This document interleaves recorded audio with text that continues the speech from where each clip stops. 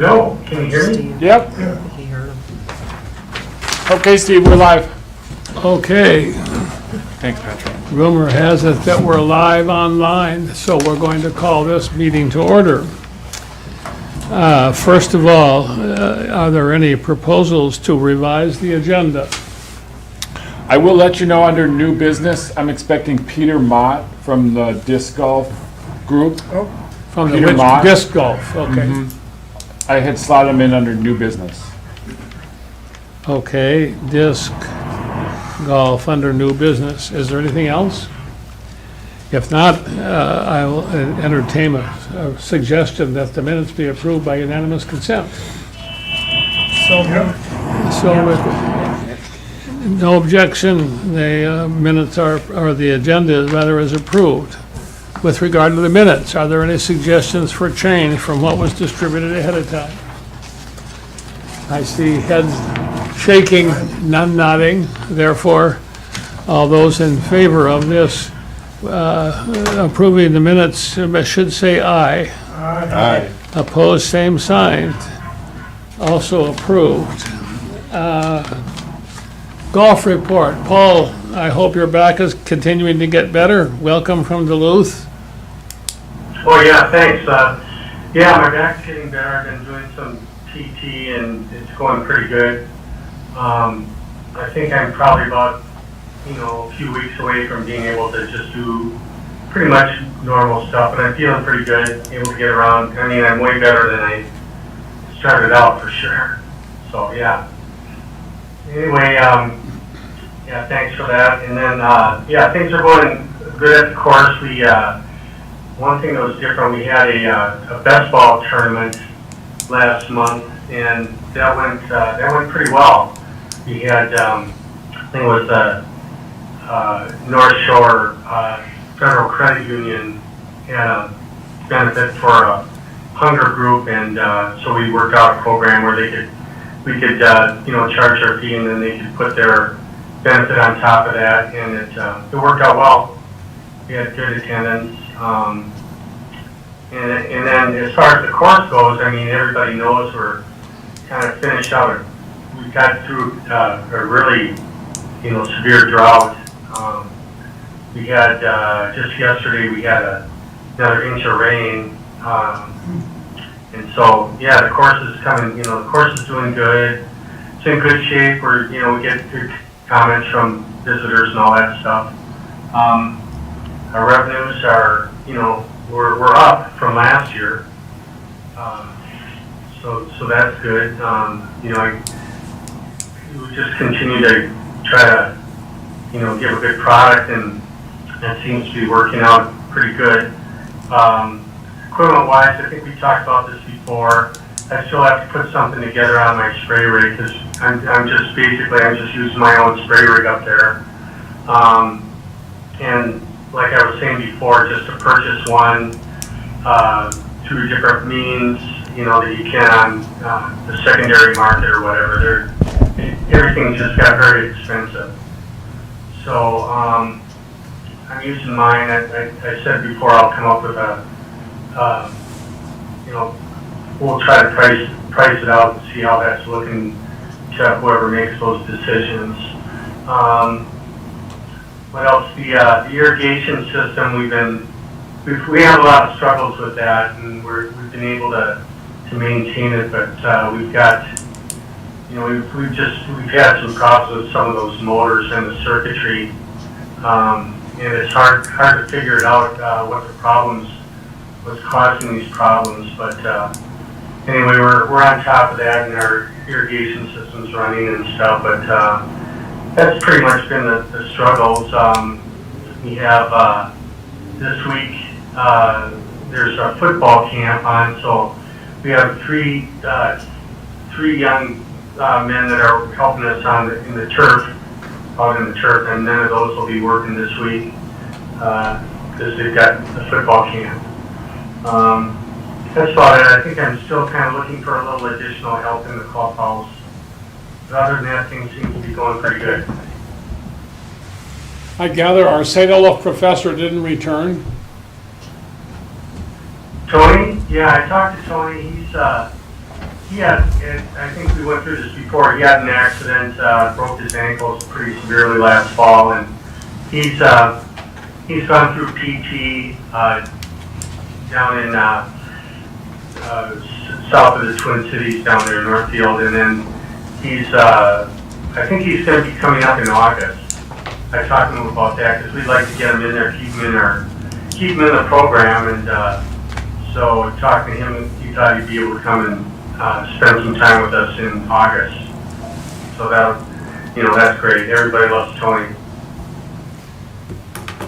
Anything else, Paul, before we invite the board to ask questions or comment? No, that's it.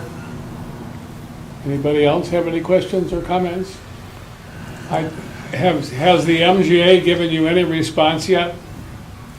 Yeah, we're on with the MGA.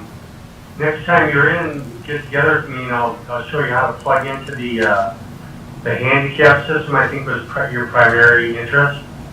I can get you plugged into that. We've got a computer set up right at the entry for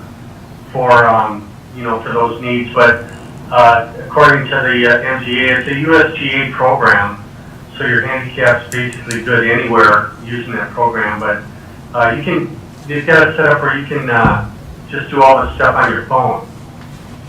Wow, So that's a whole either way. So if you're going to be in the next few days, just get together with me and then we'll kind of get you into that. Okay, when do you expect to be up here again? Well, I'll be up mowing the greens in the morning. Okay. I'll try to show Before you're awake.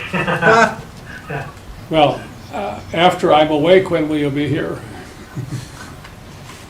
I'll be there tomorrow. Okay, I'll drop by before Bob's prize service, maybe about 10 o'clock. All right. All right, anything else? Paul, I know we've got the disc golf group coming on under new business, and you guys have had a few words already. What's your read on this? Well, I haven't had really much time to totally encompass it. We've been really busy, but we kind of went through this before where they had proposed a plan, and we looked at the plan, and it basically kind of shadowed our course, and I had to have some setbacks because the thing about the course is a feeling of seclusion while you're playing golf there, and so we can't have anything getting it close. So I had my setbacks, and after using the setbacks, there was, it just didn't look like a viable enough area for them to work with. It seemed like there's better options at some other property settings that that you know of. That's right. Okay. Thanks. Thank you. Okay. Yep. If that's all for golf, it would be time for the city council report, and our city council member is here. Thanks, Paul. Thanks, Paul. Yep. Thanks, Paul.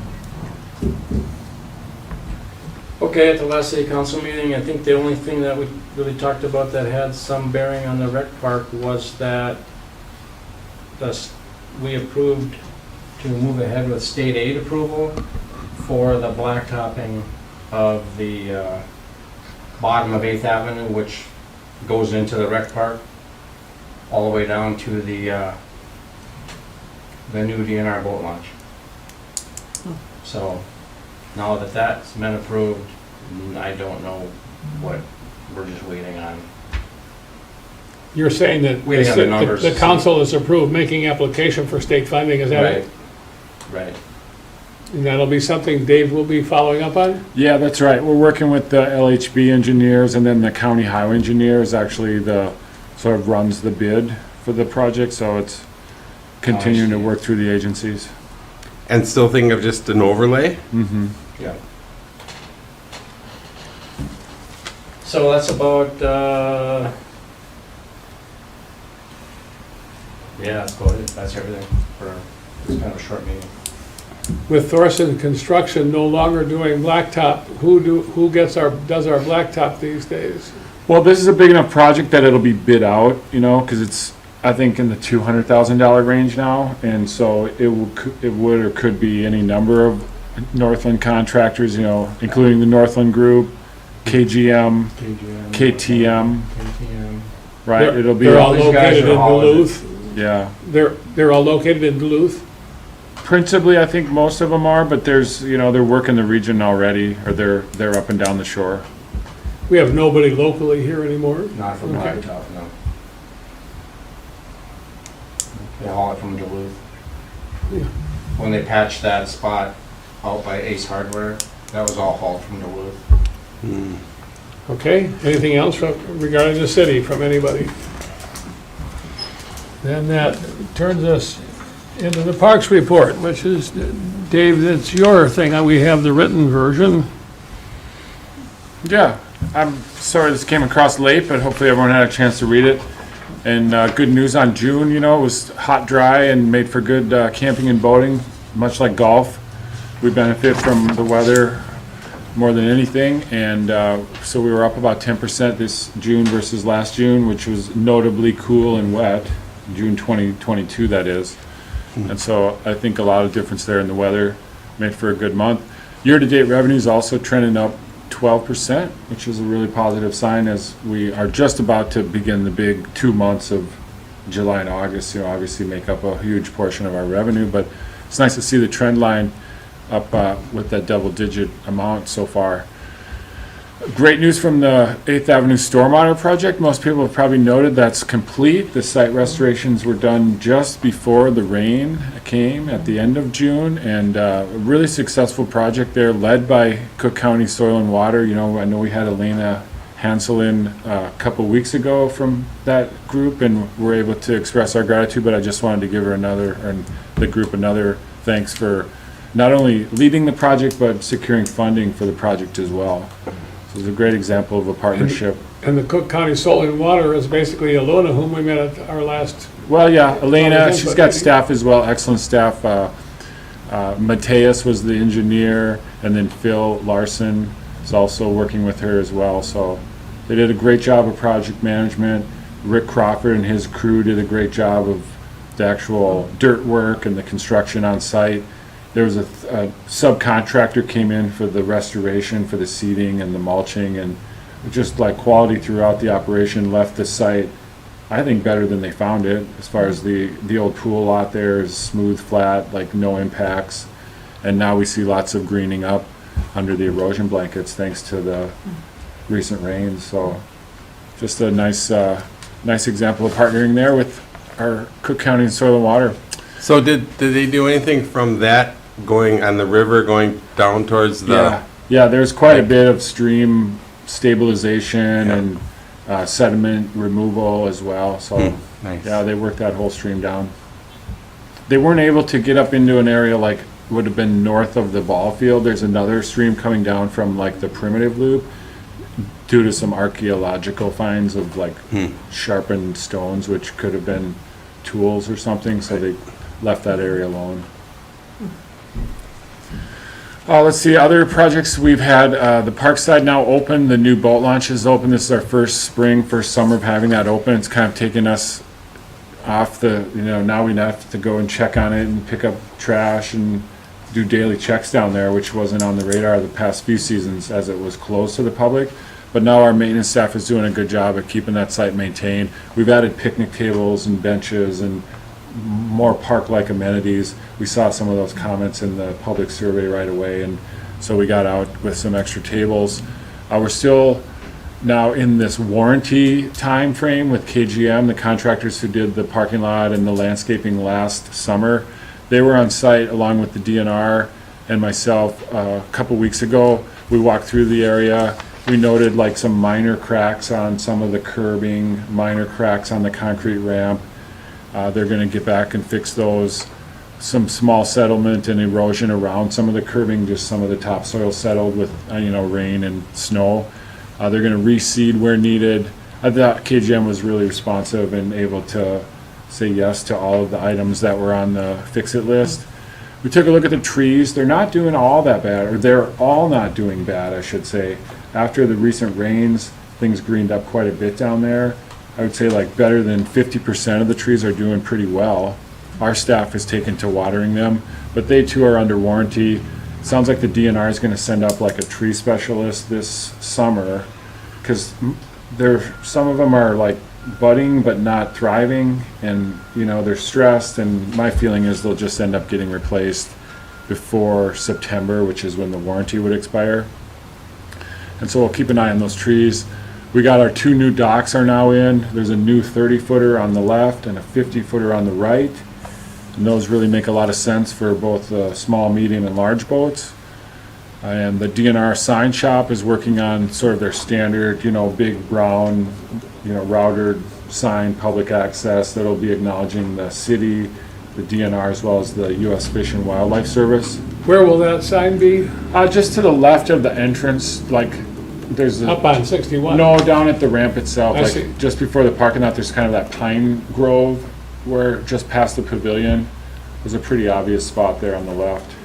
Were they thinking of putting any type of signage up on the highway? I hope so. Like a... Public just like- access, like little either boat with a public trailer. access, like a blue, whatever the color they use, Yeah, yeah. I Because can there follow isn't up with anything. that. There Yeah. is just one small camping sign right now. Yeah. And we used to have a larger brown Yeah. municipal campground sign, and I'd like to get that one back too. Yeah. Might Yeah. even mention the golf course again, like it did before it came down. Yeah, yeah.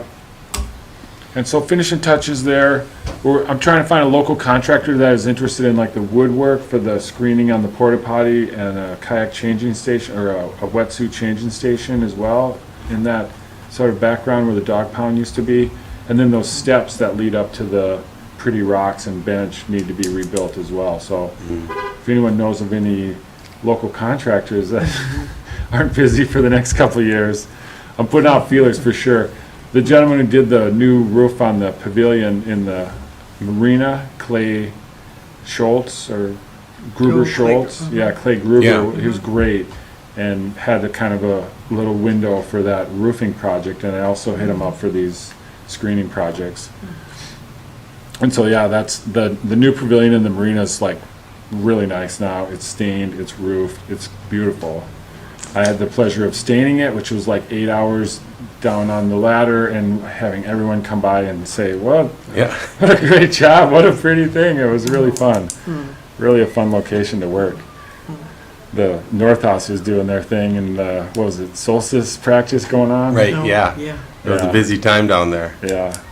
So yeah, that new pavilion is now open. It's certainly open to the public, and great chance to just sit by the docks and watch the world go by.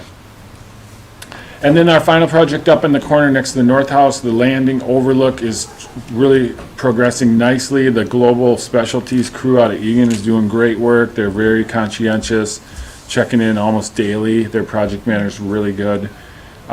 Their job site security and everything up there is looking really good. They poured the footings, the walls. They've now backfilled the soil around the walls and tamped in the Class 5 under what'll be the deck area, the actual concrete deck area. They'll be next to pour. And then there's steps, and that completes most of the concrete work. Then they'll go back in and do like the stone veneer work on the concrete, some metal work to mount the arbor and art panels will be done late this month, early August. And then there's a separate subcontractor who specializes in the sort of artsy arbor metal work. He'll be coming in August, once Global's got the foundations ready.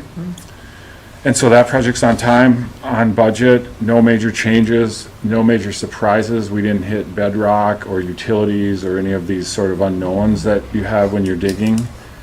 So our contingency is in good shape. And perhaps lends, I would say, well to the next discussion about the honorarium to the Morrison family. We finally have a CEC memo here from the Creative Economy Group. The collaborative, we sort of needed some justification for the honorarium. Is kind of how we saw it. We wanted to be sure that we were on target, and this idea of a 2% is pretty common throughout the art world when public projects are executed and they include public art. 2 to 3% is a figure that's very common for honorariums and artist fees. So we know we've been talking about this for a few months. Now we've got the memo of support from the CEC. The amount we're targeting is $7,500 to the Morrison family. And so this was not included in the original budget approved back in, what was that, April, May? But we would now like to, get this approved, get the park board to support this, recommend this for city council for approval. Okay. By the way, remind me, who besides the staffer's name is here are parts of the Creative Economy Collective? Jan Severson, who we heard from during the stakeholder engagement. Well, Justin Otzi is the staff with the ARDC, but it's Matthew Brown, I think, is a member, Not really anymore. not so active. The Rick, Well, Richard Olson. Richard Olson, yeah. Number of artists, Annie Baratus is very active. Joan Farnham. Ruth Pizzuaro from the Art Colony. Okay. Pretty distinguished Good group stuff, of artists. They know what they're doing. Anybody wish to make a motion to recommend this, the city council approve the $7,500 honorarium for the Morrison family? I'll make the motion. Is there a second? Second. Is there a discussion? I have a question about acknowledgement on the landing itself of George Morrison. Yeah, we're working on like a kiosk or a storyboard that will do that. Okay. Acknowledge the artists, the process of this landing, I think, And that's After- different, that's different from the kiosk that's gonna be mounted all on the sidewalk. It could be the same, that's Famous. maybe the same. No, because the three that the CEC are working on for the highway corridor one of them isn't in that location, as I understand it. I thought there was one out in front of that. There was one portrayed on the concept. Right, There's a concrete pad available for one, okay, but the three that were approved by council I don't believe okay. includes this location. But when the CEC was originally planning the kiosks along the highway, I think there were more than three. One of them was next to this landing. That's why you see it on like that fancy artist It's on all rendering. the pictures I've seen. Yeah.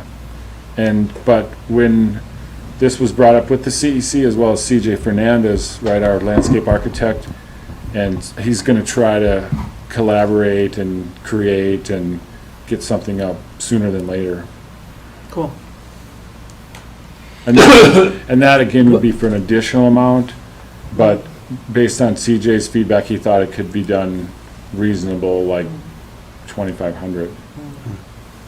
From a legal perspective, the Morrison family is represented by the George's estate, or who His is it son we deal with? Breon Morrison is Okay, who and we've been does he working have with. some authority for the whole family, or for George's estate, or something like that? I believe so.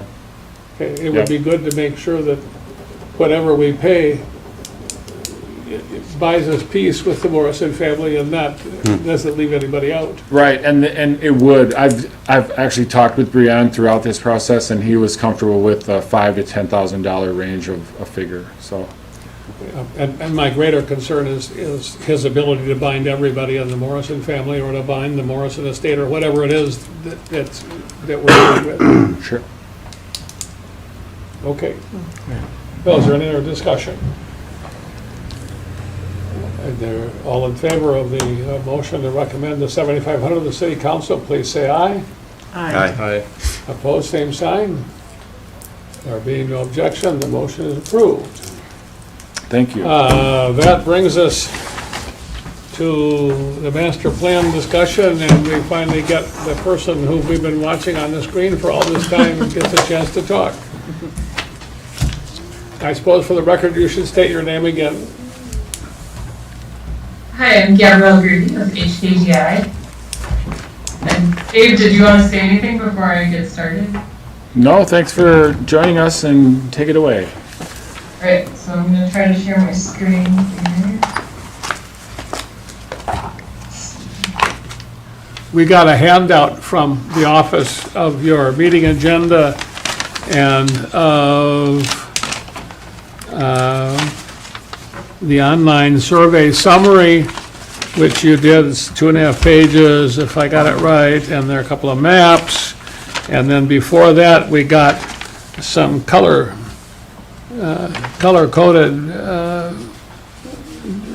summaries or reports of the public input.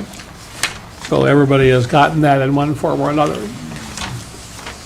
Okay, great. So what I will be doing tonight is presenting a summary of that information that was in the packet, and then discussing reactions from the park board members to the engagement, and then talking about our concept scenarios. So we have very draft level concepts, so we'll talk about what ideas from those concepts resonate with you and you think we should continue to develop and refine in the concept plans, and what ideas might drop off from these concepts.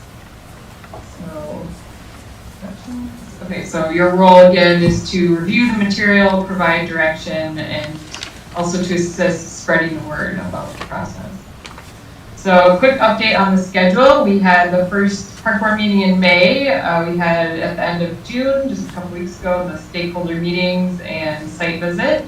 And then right now we're having our second meeting, and then we're scheduled to have our third meeting either in September or October, based on when we schedule the next input opportunity for concept plans. One question of you and Dave, and that is, were we surprised by stakeholders who either didn't show up or did show up? Were there any surprises in that process? Not so much. Okay, Yeah, I think it was a good attendance. We got a lot of great input, and we were able to get input from many different people, so that was great. I think we could get some more input from agencies like the Army Corps, if possible, and that might be better in the next step once we have some ideas for them to react to. So again, we had 414 total responses to the survey, so it's a good level of input. The survey was open for approximately a month during June, and there were flyers posted. When I was in my car on the way home at the end of June, I heard on the radio an announcement to take the survey, so that was great to hear. So summary of what we heard. The first question, we asked people how they use the recreation area today. 45%, almost half of the people said they use it for local day use, so walking, picnicking, ball field, boat launch. 31%, 127 were either campers or boaters. And then 13% said they were seasonal, long-term campers and or boaters. Then we also asked people about their relationship to Grand Marais. So 37% said they were a visitor from outside of Cook County, while 150 people, 36%, said they were permanent residents of Grand Marais, and 71 people were Cook County residents. So that's on the graph here, the blue and yellow bars, those were all people from Cook County.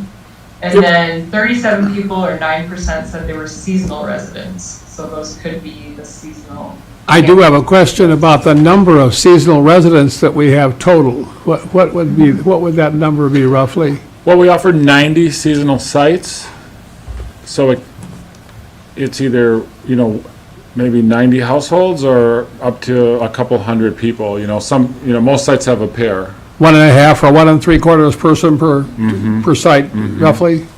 So we had 37 responses out of roughly 175 likely responses. Do we consider that to be a large number, a small number, representative, or do we say that, gee, they're pretty happy, so there weren't very many of them?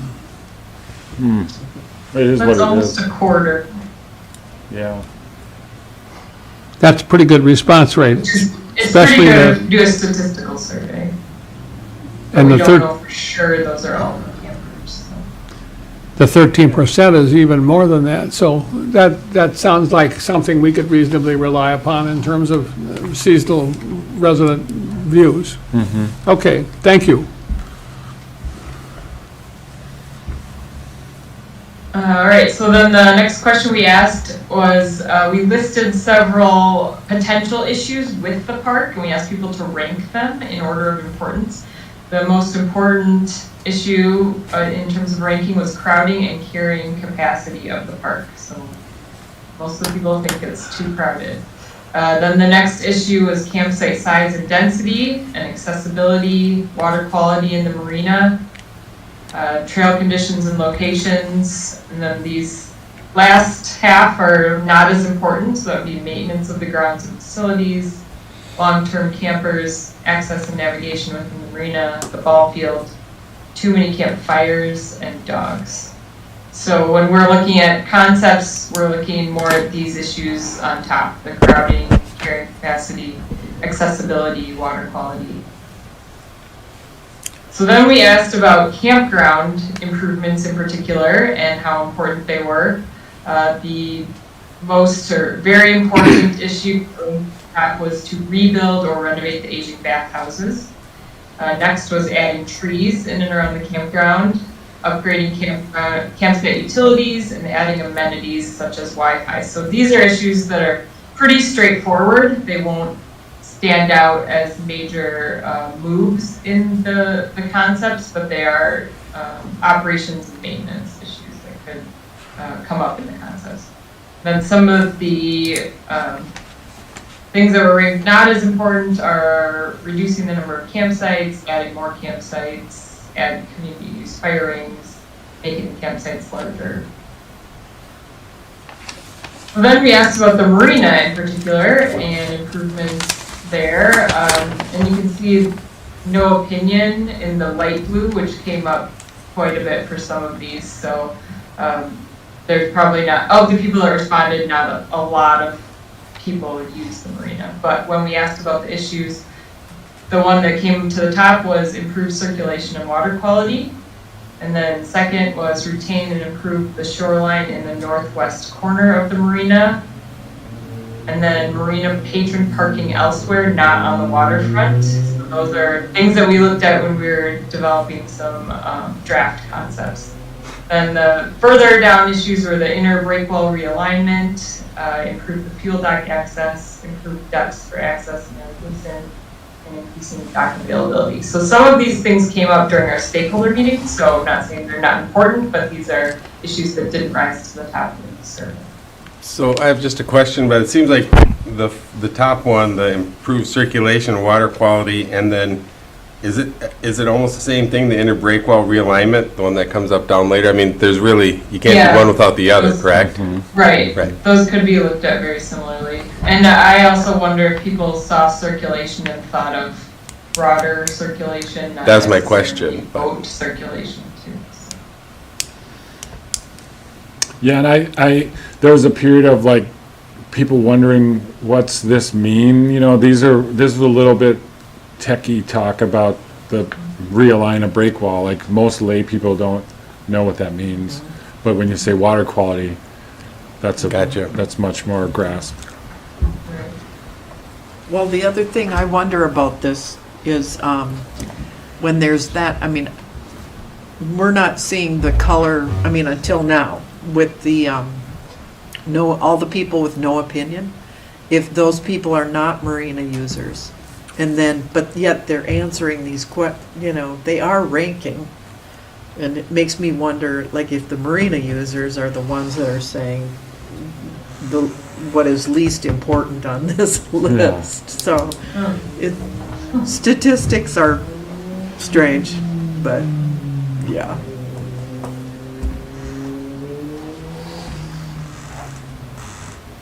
So this was, so we asked the questions in a few different ways. This was another ranking question, so we asked people to rank potential improvements for the park overall. So these were all items that were listed, and then we asked people to rank them. The one that people ranked at the top was improved pedestrian trails throughout the park and improved pedestrian accessibility to the park. So those are both ideas that came out of the stakeholder meetings as well, so we know that those are important issues.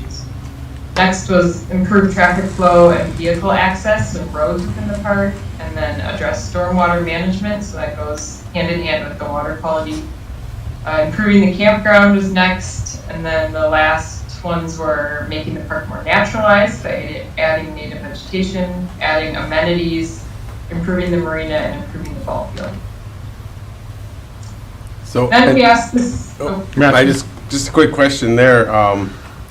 Number 4, address the stormwater management. Did you just do that with that? Big time. Yeah, okay. With the pond, we just redid. Okay. And the new parking lot, you could say, is another win, because it may be non-pervious, but it's capturing, filtering, treating that stormwater. Right. Okay, good. all right, so then we asked people to respond about the ball field specifically, and they had one of 4 choices, either no opinion, keep it, remove it, or improve it, and the largest was no opinion. So the second was keep it, and based on what we heard from the stakeholders, it seems like it is used and it should not be removed until there is another suitable location within the city. So our direction seems to be to keep it at this point.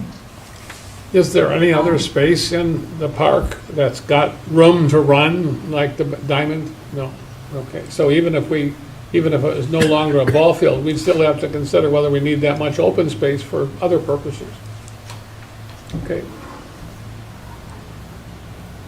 I did see in the school board news that they're thinking about bringing the women's softball to some other Diamond someday, but there's no money yet set aside for it. Hey, Tony, come on. So then we asked about what new activities and amenities people would like to see in the park. We suggested a few and then offered an other. So the options were pedestrian walkway along the harbor shoreline, and people could select as many as they wanted, so they could select all of them if they liked.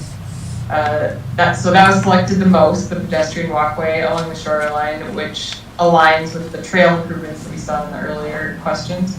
Next was interpretive signage, and then barrier-free fishing pier, then other was selected, and then group campfire areas was selected the least, but it was still selected by 100 people. So of the 120 other comments that we received, there were the most comments about playground improvements, 14 comments suggesting bigger, better, more improved playground. Then 9 comments asking for disc golf, 8 comments asking for keeping the park natural or adding native vegetation. 7 comments about either picnic pavilion or picnic tables or areas. 5 comments asking for a dog area, and 4 comments asking for water play.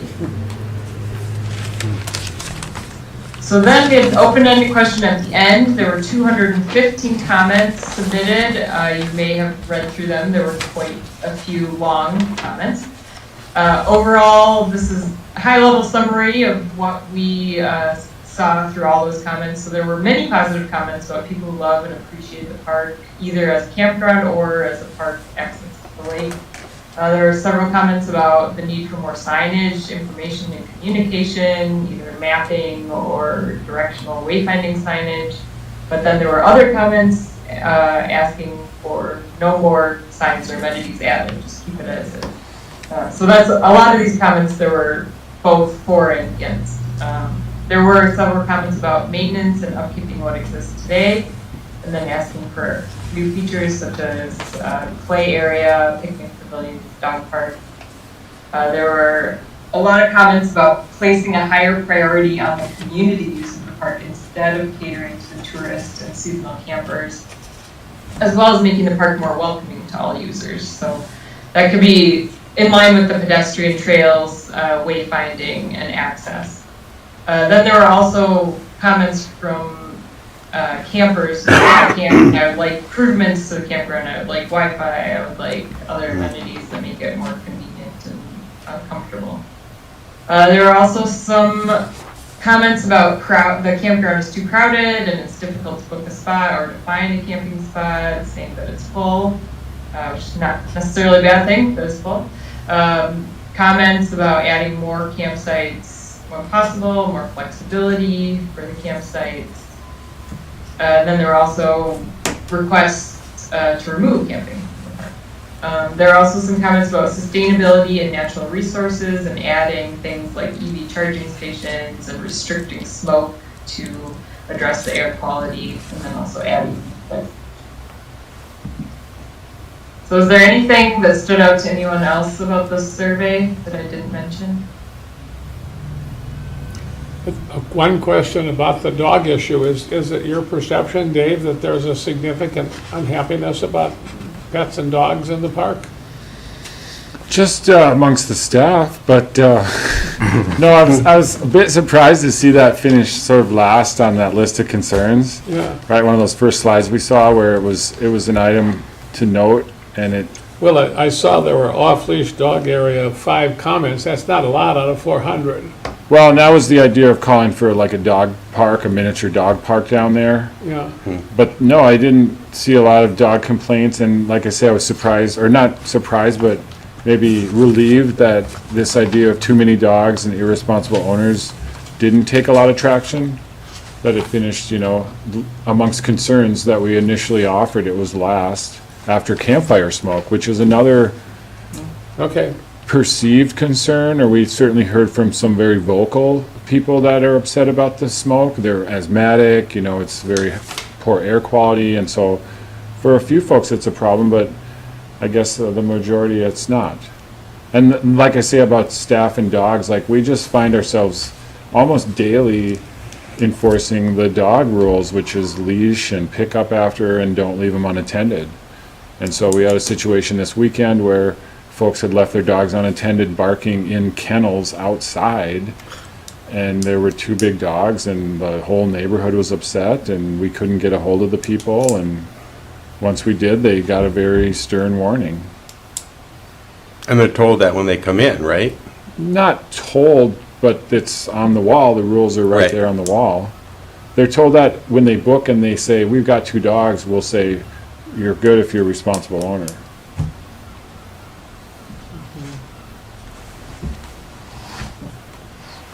So I didn't see it on here. Oh, there it is under the, under question 4, I guess that's where the park-wide Wi-Fi came in, under the add amenities. And just wondered, do you get a lot of requests for that? I know people kind of gravitate towards your building sometimes, but. Seasonals more than overnighters, definitely don't even hear it from the overnighters. But it's not very commonly, there are a couple, again, a couple outspoken seasonals. Fellow right across the street actually gets the free Wi-Fi from the office, but it's not fast enough and Right. want something Is faster. that an expensive proposition to create Wi-Fi for the whole I park? feel it is. When we looked into it a few years ago, it was. What does expensive mean? Like Order of 100,000. magnitude. Like a lot. Up front, it was like 75 to 100,000 for the network, and then this idea of like a monthly subscription for 300 sites, at least through True North, which was the cooperative. They were looking at it as a business, and they wanted $10 per site per month. So that's $3,000 per month.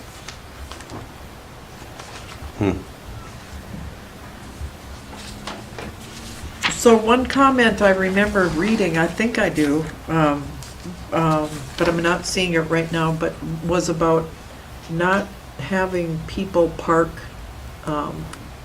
in the marina itself, like taking away that parking, like by the gas. On the waterfront, That would- yeah. Wasn't that somewhere?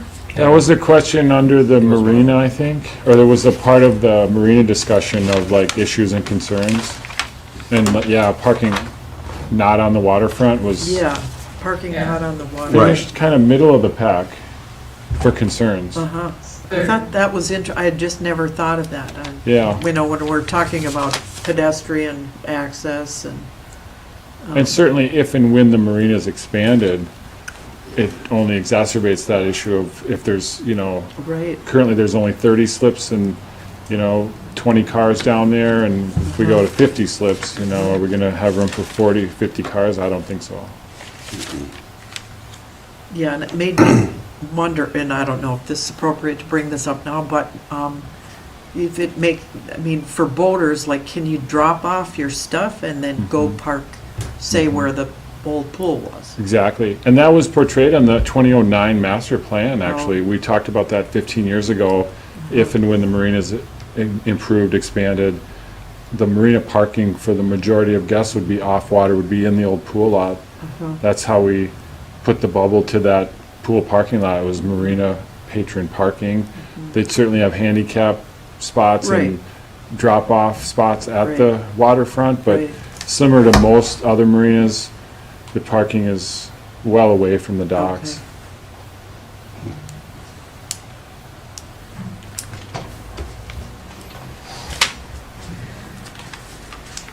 Okay, so the next summary is the stakeholder input session. So this is the list of the stakeholders that we met with on the 27th and 28th of June. And some of the common themes from all of those interviews and meetings were add more community gathering spaces. That seemed to be a big theme, such as picnic shelters, or whether it's the band shell or the cultural historical center that was mentioned. That seemed to be a big theme. Also making the park more welcoming for all users, especially the local members. So the pedestrian access, as well as just the feel, the gateway, the signage welcoming, so that everyone who lives in the community feels like it's their park rather than a campground. Adding wayfinding signage and more clear circulation is in line with that as well. And then dual language signage, something we talked about to represent the cultural, the indigenous history of the site. And also including land acknowledgement. And making the park more accessible for local walkers, so making that circulation, the paths work better for people who are walking along the shoreline from the east side. And then improving the natural resources was talked about quite a bit within the park and along the shoreline, overall thinking about climate issues, and then stormwater and water quality. And then creating a formal community event space potentially with a band shell or amphitheater was brought up as well. So was there anything else that stood out to anyone from those meetings?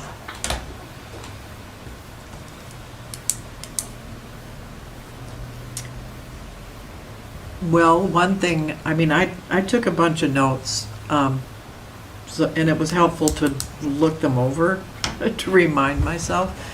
But the Kevin Johnson, no, Ward Wallen is who came from the DNR. And when he was asked about Marina. the DNR's interest in any possible marina development, he said they were not interested because they're, right now, hands are full with Knife River and somewhere else. Was a pretty cold. Hard no. Hard no, right. So that stood out to me. It's kind of, to me, it was kind of surprising, especially on the heels of a brand new boat launch. Yeah. It kind of like, Well, they do public water access. I mean, I understand that, it's public water access, yeah, but it's also,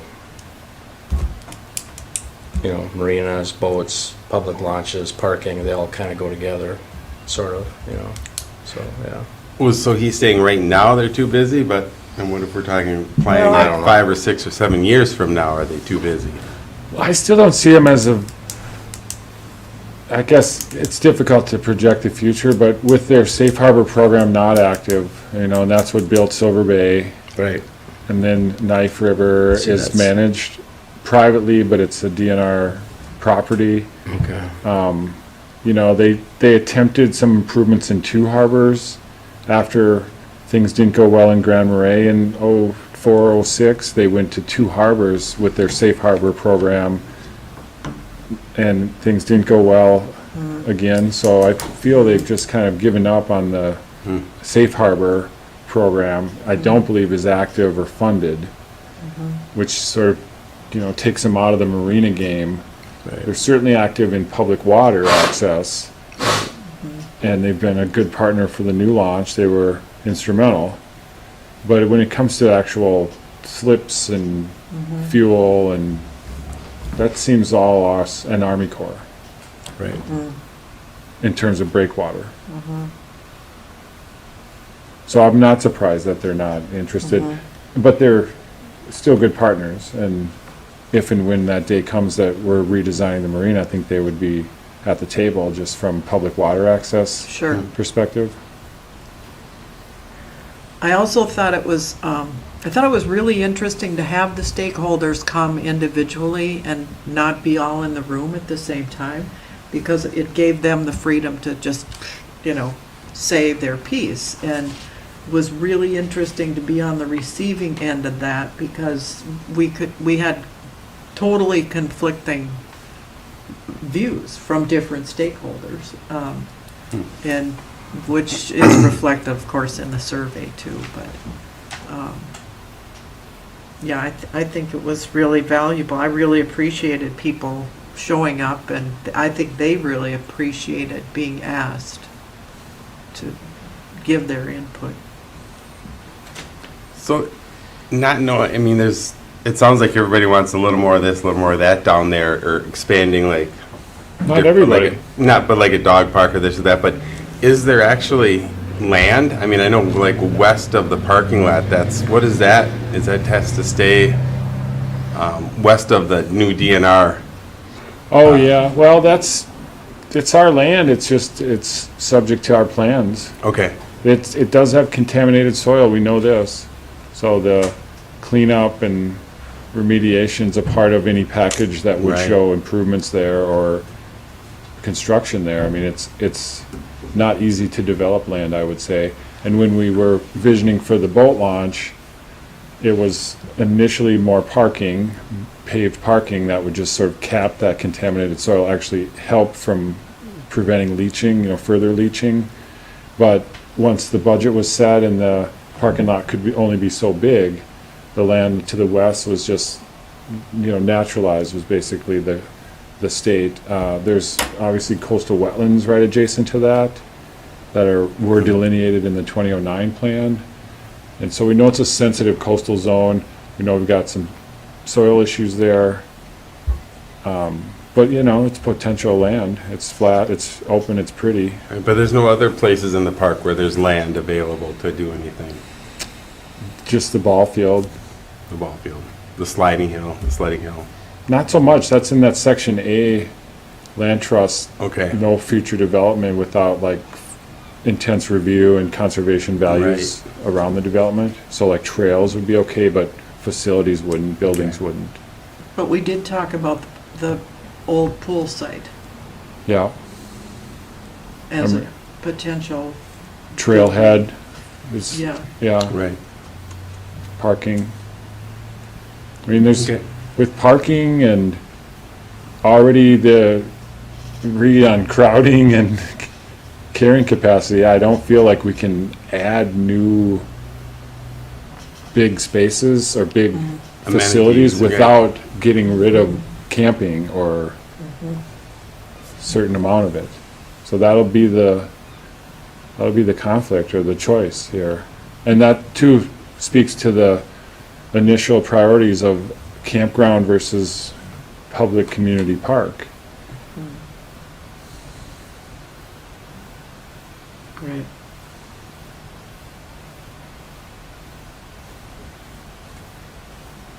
All right, so I'll move on with the next set of maps. There's quite a few graphics I'll go through, so interrupt me if you have a question.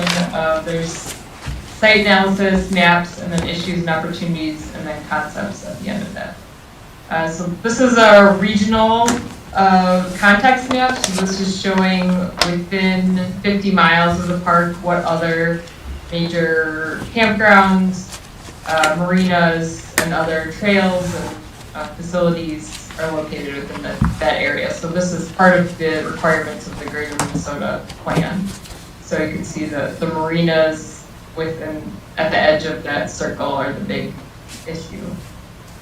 And I also just wanted to add that the staff person for the Greater Minnesota Regional Parks and Trails Commission, who I communicated with recently and Dave met with recently as well, mentioned that in their strategic plan, they talk about the importance of water and water access. So I think that's something that is important to this plan and could be played up as an important issue, recognizing that the DNR is not interested in another marina, but that is something that is part of this plan and is significant to the greater state. This map shows citywide context, so the Spear Hiking Trail, the North Shore State Trail, and then the Gitchigami State Trail, and the location of the park within the city on the lake shore. Also the water trail that comes along. And then this map identifies more of the site amenities and facilities, showing the topography on the west side where the conservation easement is. What is the Lake Superior Water Trail? It's an identified state water trail, so they identify that as a water trail for non-motorized and motorized boating that follows the. So basically, it's a Edge of the place lake. near the land for canoes and kayaks and things like that? Yeah, It's a kayak trail. It's a kayak trail? With camping spots Camping available. sites, Okay, there are pits, we've done pits here and there along the way, and okay, signs on the beach that say campground above. okay. That's helpful, thank you. so if you go to the DNR website, you can find a map of where all the access points are and things like that. That was published maybe 20 years ago, 25 years ago, and has been well published by the DNR. You can get individual maps of all the parts of the water trail, just by asking. That won't save you in a bad storm. But Neither will the Coast Guard. They had similar canoe maps of the Mississippi River. well, I have those too, from 1970, 73. They're probably not real current. It's windy and rough. Same water, same direction. Yeah, but it doesn't have the Oxbow Scientific and Natural area in it. Milepost 1160. So this map identifies some of the local points of interest and destinations. So this is from the GIS data. I noticed a few things, such as this area is identified as Lake Park.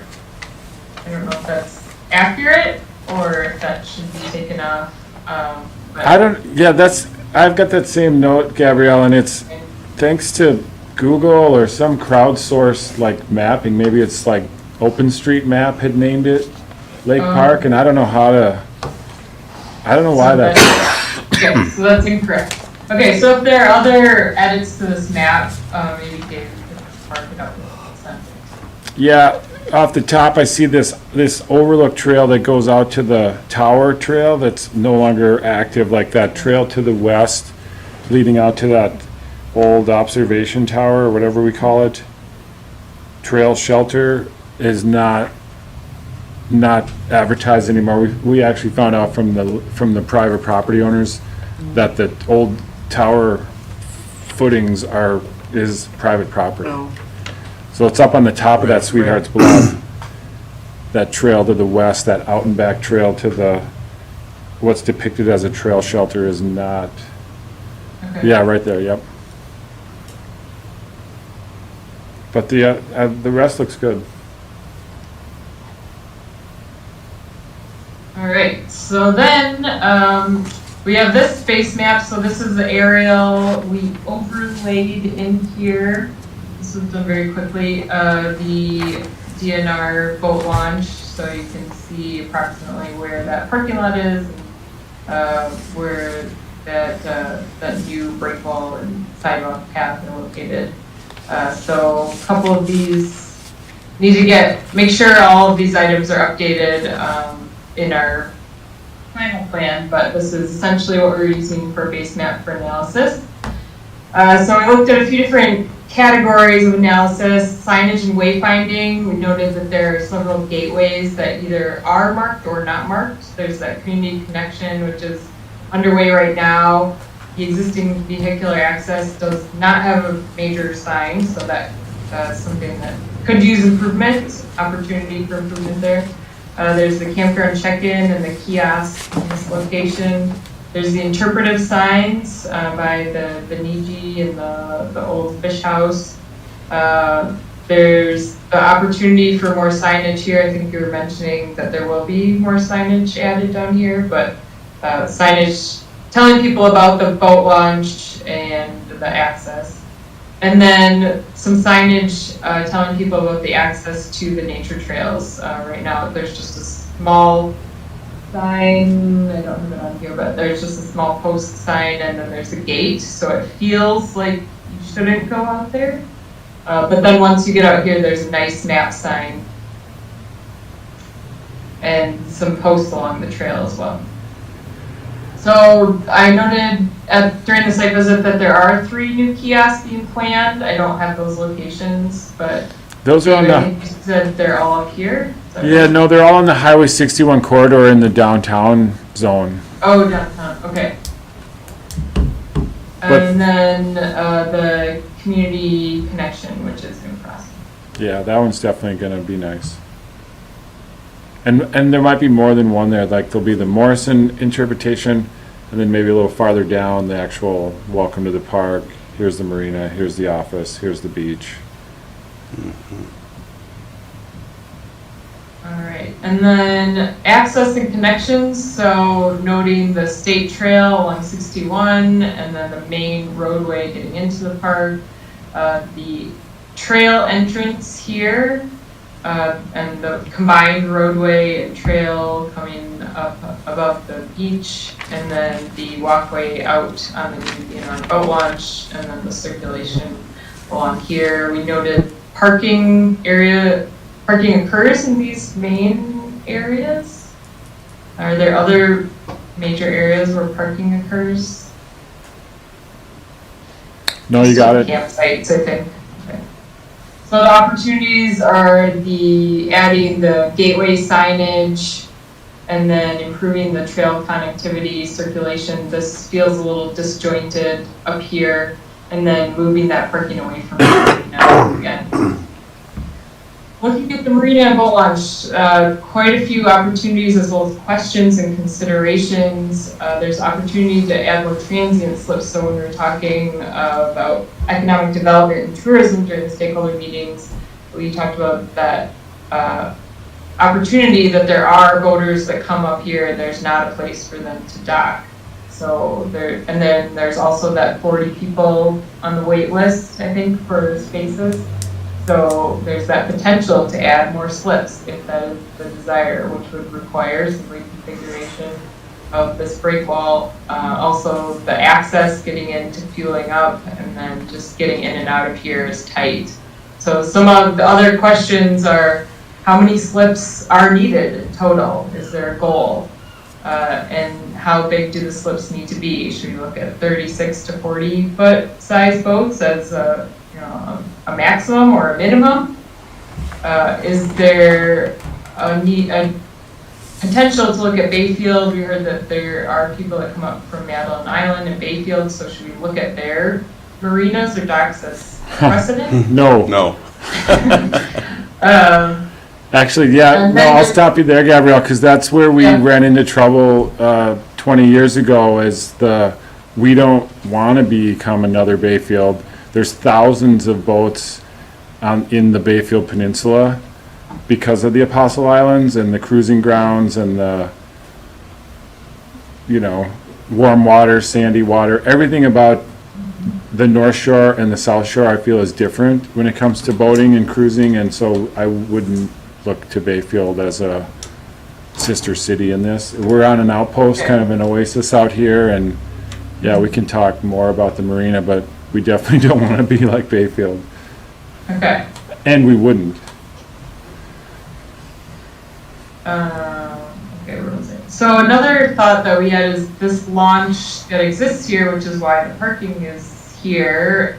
Could that be removed and could people be forced to use this launch and then come up here? Yeah, there's the launch in the marina as well. Sunset, it's washed out. It's no longer active. It's actually just Oh, it's not active at all? no. It's Okay. due to the high water of 5 or 6 years ago eroded out the shoreline along the concrete there. It's all undermined and sunken, and we abandoned that launch about 5 years ago. We now just put in the rolling docks and sell them as seasonal slips for little fishing boats. Where is So it you're talking the about? parking that is here, does Just that to the right of serve the the fuel marina or line. does that There's a serve little other? old It's principally for the marina, but we do see some seasonal creep with extra vehicles and guest vehicle parking, and some of the seasonal RV sites in that neighborhood end up parking down at the marina.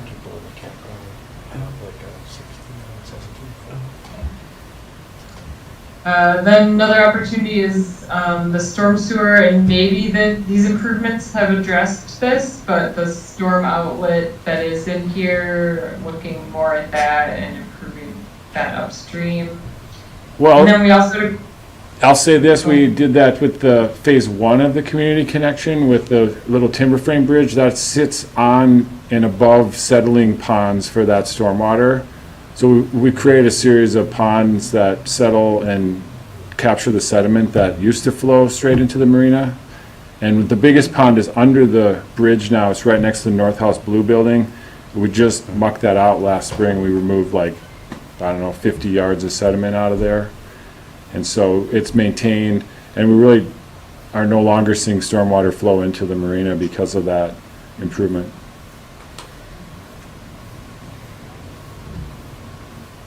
so when we're looking at stormwater management as an issue, do you feel like recent improvements have addressed it as far as the next Yes, 5 to 10 years?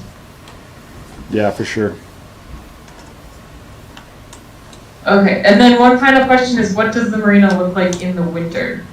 And are there any issues or considerations that need to be thought of? It's actually kind of a handful with the floating docks. We keep them in the water. We de-ice them with flow developers. This idea of little motors underwater and props that stir up the water. And we run 10 of them right now. It creates a lot of maintenance, a lot of energy consumption, but it's really the only way to prevent ice in and damage to the docks. And so adding additional docks would create additional de-icing needs, at which point we might look into a bubbler system is very common, where it's compressed air that runs in perforated lines under the docks. It's much more redundant, robust. It would be part of a larger upgrade to the marina. We would have to look at winter de-icing strategies. What kind of dollars are attached to a bubbler system that would be big enough to handle what we have plus some more? Right now the motors themselves are about $1,000 a piece. We have 10 of them. They last 3 to 5 years.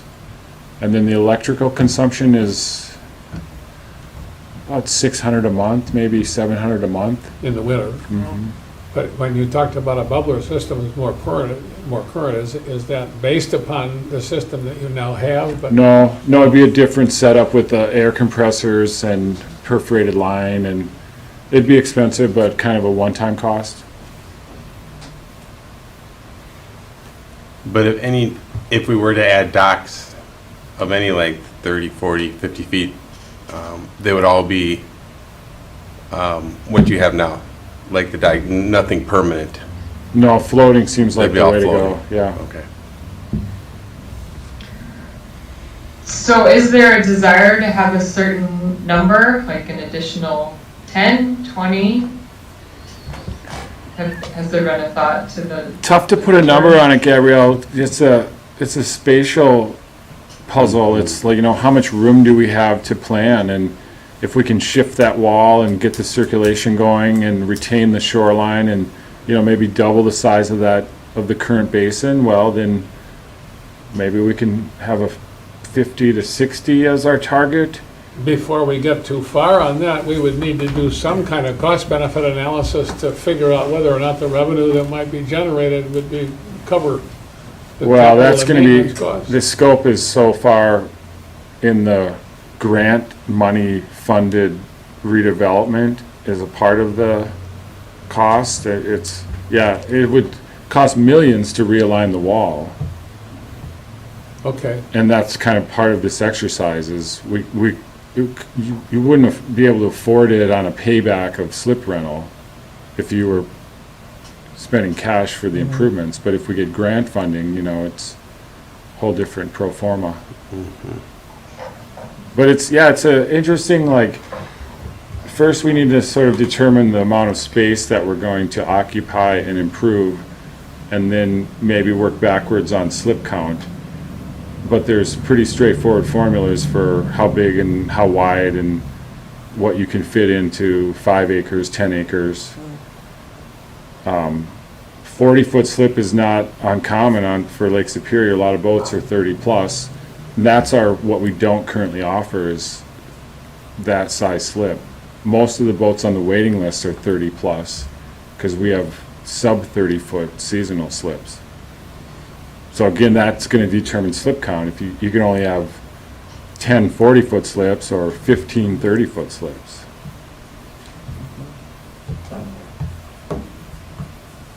Yeah, I think it's important when the transient boaters come through, they're usually coming in for supplies, gas, diesel, whatever, food, and not having a place to go is detrimental, I think.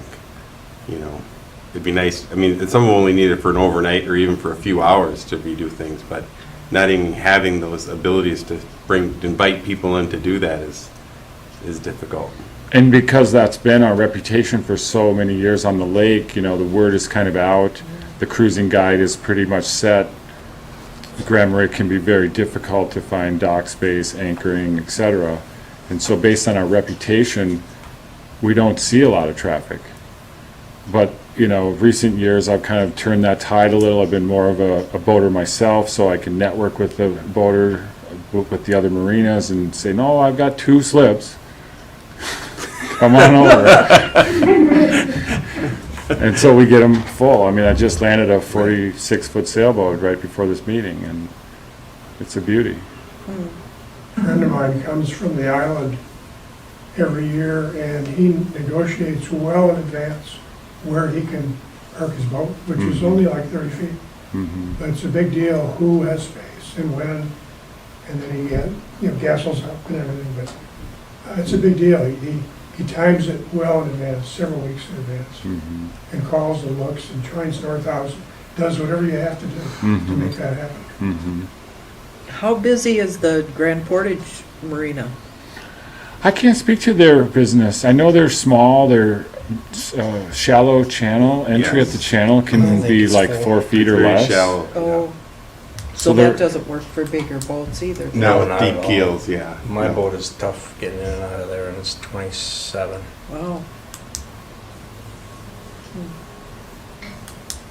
Yeah, so that's something, when looking at this master plan, the vision should state if the desire is to provide more access. Since the marina is something that was mentioned in the initial application as a amenity, is that something that is a focus or goal for improvement to add that service or add that capacity for the slips? So as we go through this, we can discuss about how that should be included in the plan and how much of a priority it should be.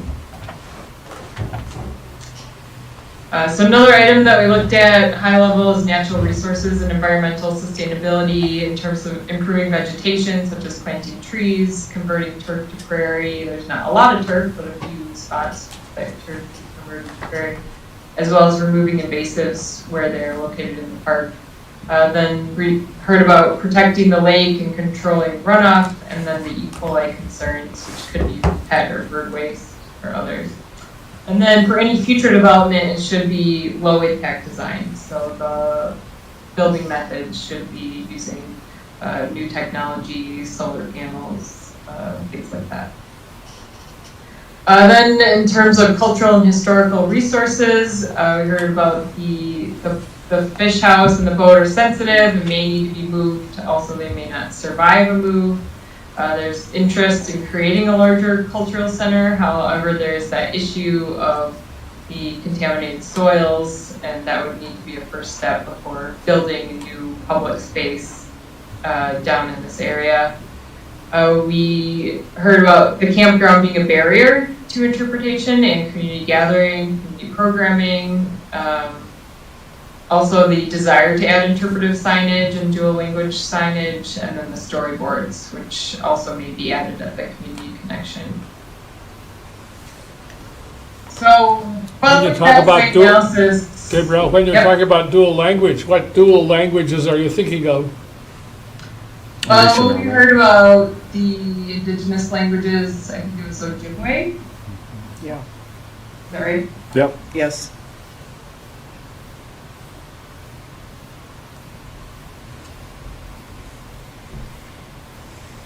All right, any other comments on the site analysis before we move into some of the concept ideas?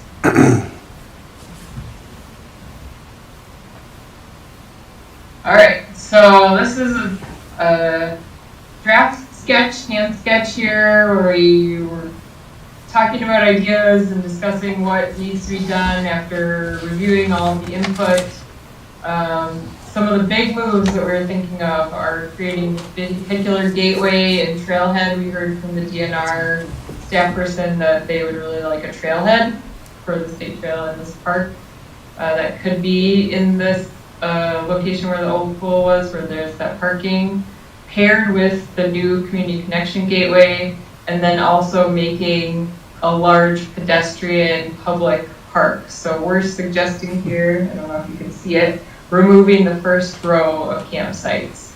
That could be a bigger push. We heard from one of the stakeholders to remove all of this camping and make that a community park. So we're starting with this move of just pushing back the shoreline here to make this all open space and converting this to a trail and removing vehicles from this area. So this would be a broad stretch, connect all the way down to the DNR boat launch. This would all be public space.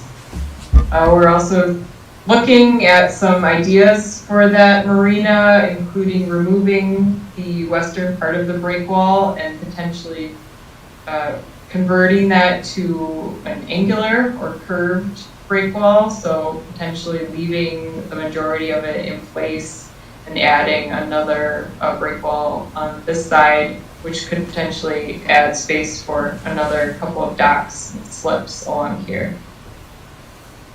We included a suggestion for a maritime museum or cultural center. That would be something that would definitely need to be multi-use, thinking about the seasonality of the community, how it can be used in the winter and the summer by both the tourists and local residents. So it would need to be designed in a way that would be flexible and multi-use. Those are the big moves we talked about. Oh, we also include some picnic shelters in here and just improving the main road as streetscaping with a nicer aesthetic value in terms of landscaping and trees to make this a larger connection and more beautiful corridor. One thing we did talk about, and I'm sure this has been brought up in the community many times, it was brought up in the stakeholder meetings, is how to get through this area where the North House Folk School is and the Angry Trout. We talked about a boardwalk along the shoreline would be really nice if there's a will or a way with the private owners. But otherwise, just improving that state trail and that connection. Make it feel more welcoming and improve the flow so that it's a natural.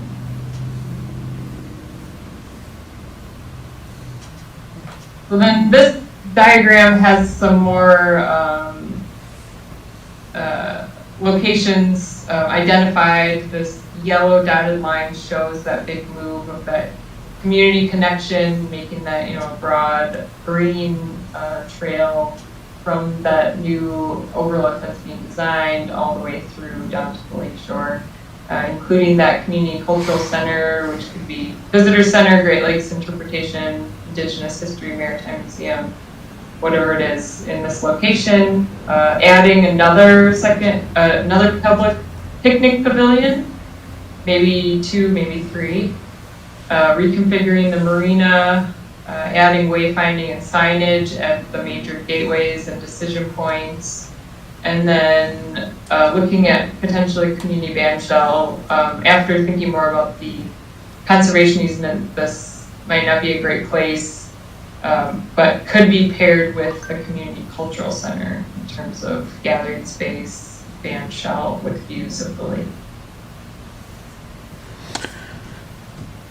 So then we just have some precedent imagery of what some of these facilities and ideas might look like in terms of shelters, gathering spaces, band shells, dual language signage, interpretive signage.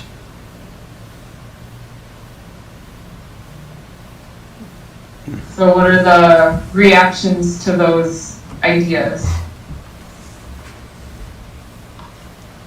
Dave, do you have hard copy of this No. at the, Not yet. I think the concept and all this is, I'm seeing for the first time, but I'm sure we can get it. okay, That'd be great, yeah. yeah, Because they look really interesting, but it'd be nice to yeah. Yeah. look at it a bit closer. The idea of losing campsites is not an exciting one, but are there concepts that we might try that don't involve quite so much wholesale movement? That would still get us a trail? Yeah, so that's the question, is what we want to, for the next step of this, since these are just early draft ideas, when we present these ideas back to the public, whether that's in August or September, do we want to show several different ideas, or do we want to show one preferred direction from the city and ask for feedback?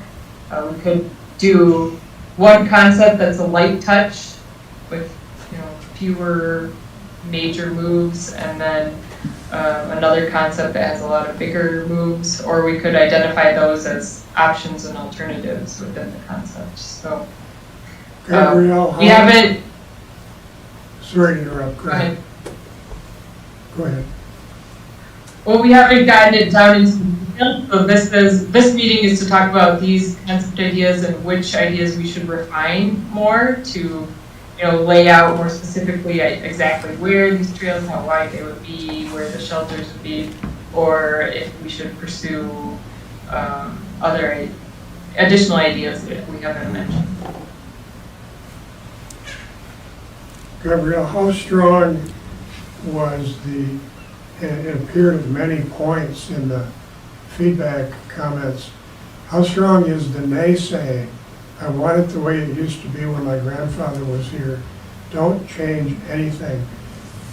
Prevent the seagulls from pooping on the new boat launch. That thread of negativity runs through all of this, and that's normal, and in this community that's especially important because it rises and then stops things. And that might be a good thing.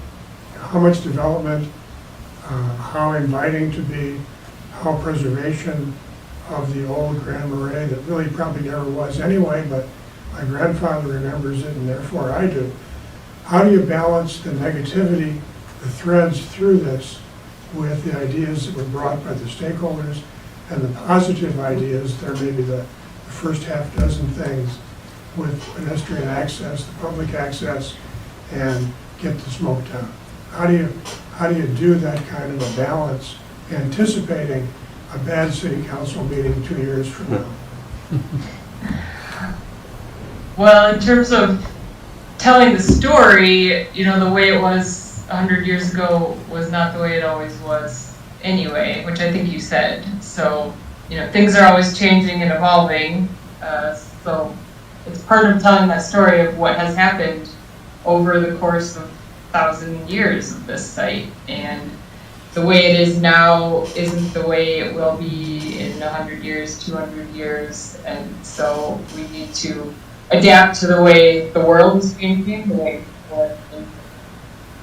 But in terms of the concepts, I think we can say that some of the moves we're suggesting are what we're hearing from a lot of the community members and a lot of the stakeholders as things that they would like to see to make this a community space. Also recognizing that Grand Marais is a tourist destination and economic development is important to the community.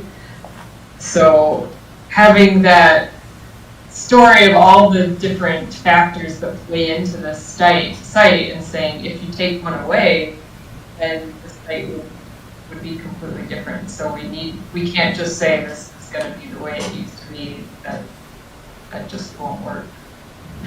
I'm just wondering how you weight the naysaying, because just following politics here, that naysaying can rise to the surface very rapidly. And it isn't very logical or even very well measured sometimes, but it can be surprising or paralytic. On the other hand, the whole issue of how much development is good for the city and will this town be loved to death is a very active issue for, the whole sense of the community, Destroying what you came here for by overdevelopment. This is not Beaver Creek or even Aspen, but could it be, and then nobody can afford to live here.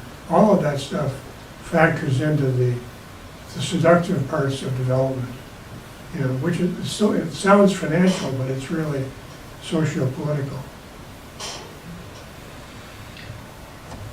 Well, I think the taking away of the campsites is playing into that naysayer of giving it back to the community a little bit. But in terms of those comments in the survey, there were a few, but I don't think it was overwhelming to the overall number of comments.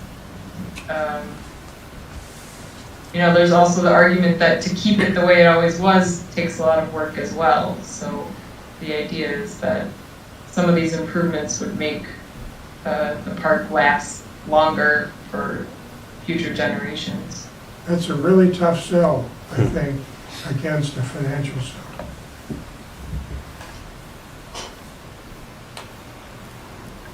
You're selling aesthetics against finance, and that just needs to be acknowledged and then wrestled with.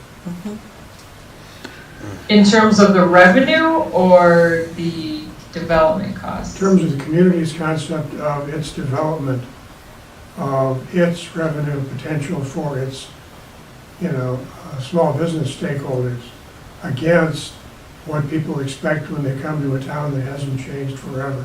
But of course it has. Restaurants burn down here every couple of years. That's going to change things in some way. But, the whole business of idealism versus financial pragmatism, especially of locals, really needs to be watched carefully. I think there's some good potential of gradual change with for sure with that trail between the landing and down, and creating more green space. I think that, preserving green space, there's a lot of arguments for that. I'd be really interested to pursue that and marina development. This idea of the building on the contaminated land. The one thing about it being contaminated, there's that. But the other issue for any sort of development down there, in my mind, was something I learned at the stakeholder meeting, that the parking, that the DNR, the boat launch is meant for boaters. And if there's a museum down there or an event center, well, guess what? It's just going to be like the down here at the old Coast Guard station. And That's a really good point, Kate, and it's so much so that the 2009 master plan concept map showed improved boat launch, event center, shared parking lot. oh, And the first thing the DNR told us was, we can't right, support this. You need to remove your event center from this point, because the parking lot, we don't want to make another mistake like Artist Point. right.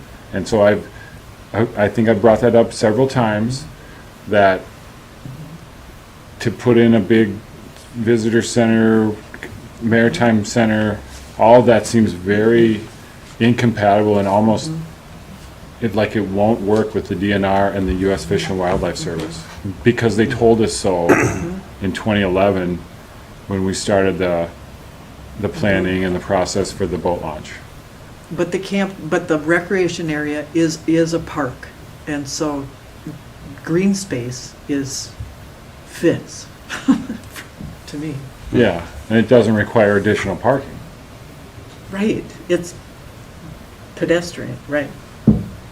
So I think Gabriel asked, how many proposals would we want to do? And I'm not sure, maybe are you, because you were at the previous one, or Craig might know, I mean, like, how many proposals do we take to the people, to the council? I mean, Yeah, we went through a real iterative process of like 2 options, or maybe 4 options, and then it was 2, and then it was 1. In the 2009 plan, right, there was like a 1.0, and then a 2.0, and a 3.0, and each one was kind of refining down.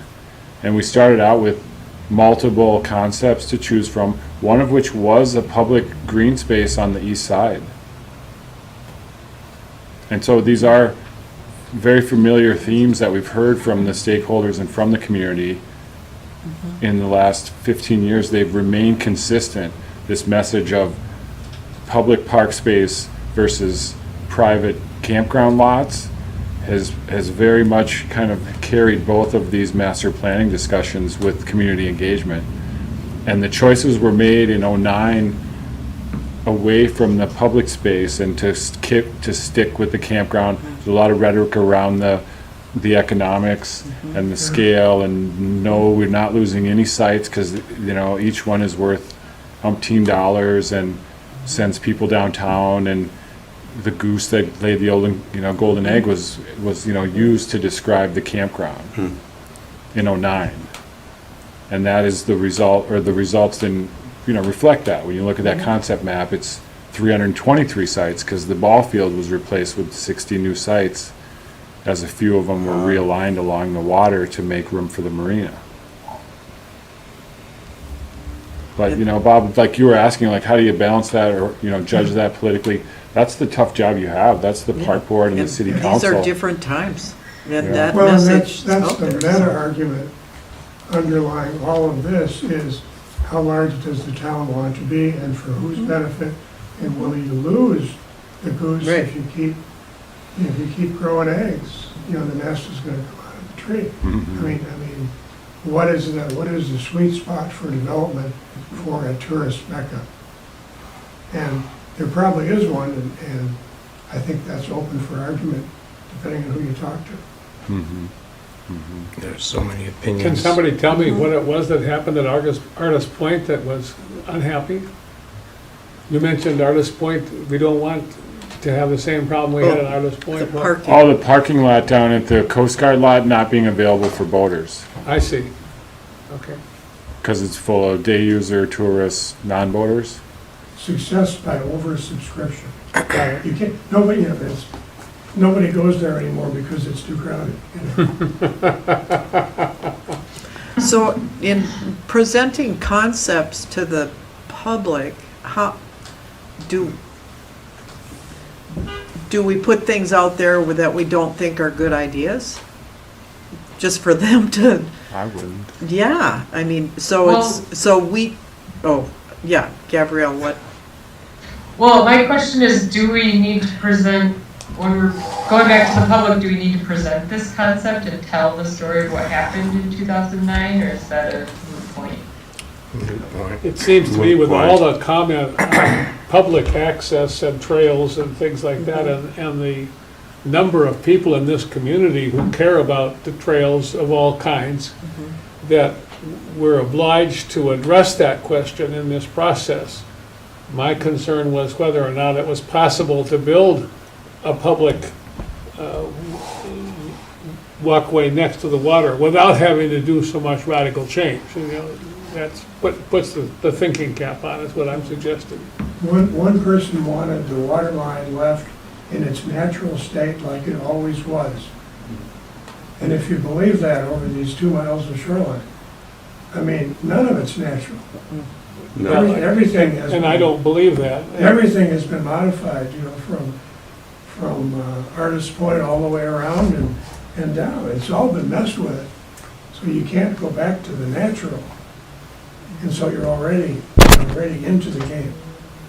So I don't think I was suggesting going back to the natural, was I? It was just, we were talking Well, about trying to create a place to walk. Some critics would like to have a natural park Oh, and go back to how it used to be. I'm not too Well- worried about that, really, about, you know, if we present something that's well documented and well justified, my guess is there will be support for it, especially if we are reasonably certain it will generate state dollars. If campsites were taken away from that Concept. view, the beautiful view, if that turned into open space for all, is there room in the park to replace those campsites? Not with that view. No, well, sure, not with the view, but even, Oh, Just the ball replace- field area. Yeah, you mean where the ball field is? there's no other space. Oh, So how many spaces you talking there, campsites you talking? I think she had about 30-some. or what Yeah, about about 37. on the contaminated? What's the economic, what's the economic, I mean, what's the if they're only economic there loss of for, those 30 campsites doesn't to the matter. park? Well, they're seasonal sites, they're paying a reduced rate.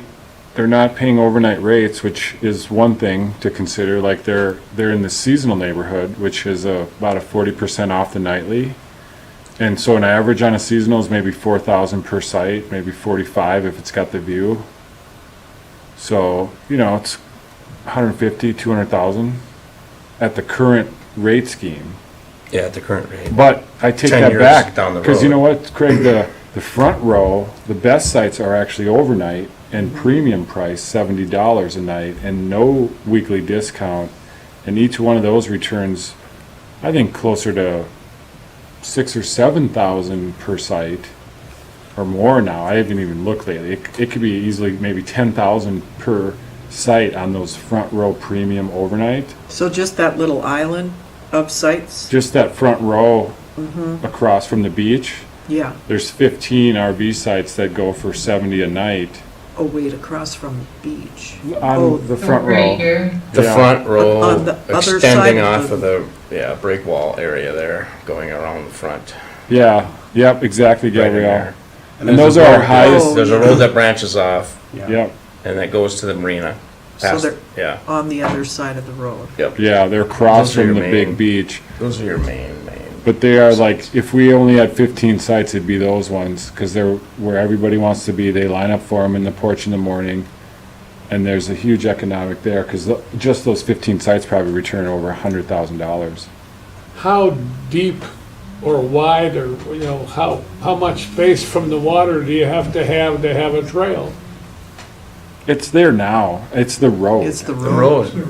road, the road is as close to the beach Right. as you can get. I mean, the beach is there. There's a few trees and then it's a beach, and people congregate down that path to go to that beach. Or they walk through and they go to the beach over by the new pavilion. I mean, that's what I did all last week with my grandkids. So, I mean, Yeah, it's how you walk, and they want to go to the beach, that beach, or they go to the East Bay Beach, or they go to the Main Harbor Beach. It's the beach. That's what people are going to. So I'm losing concept here a little bit about park versus park.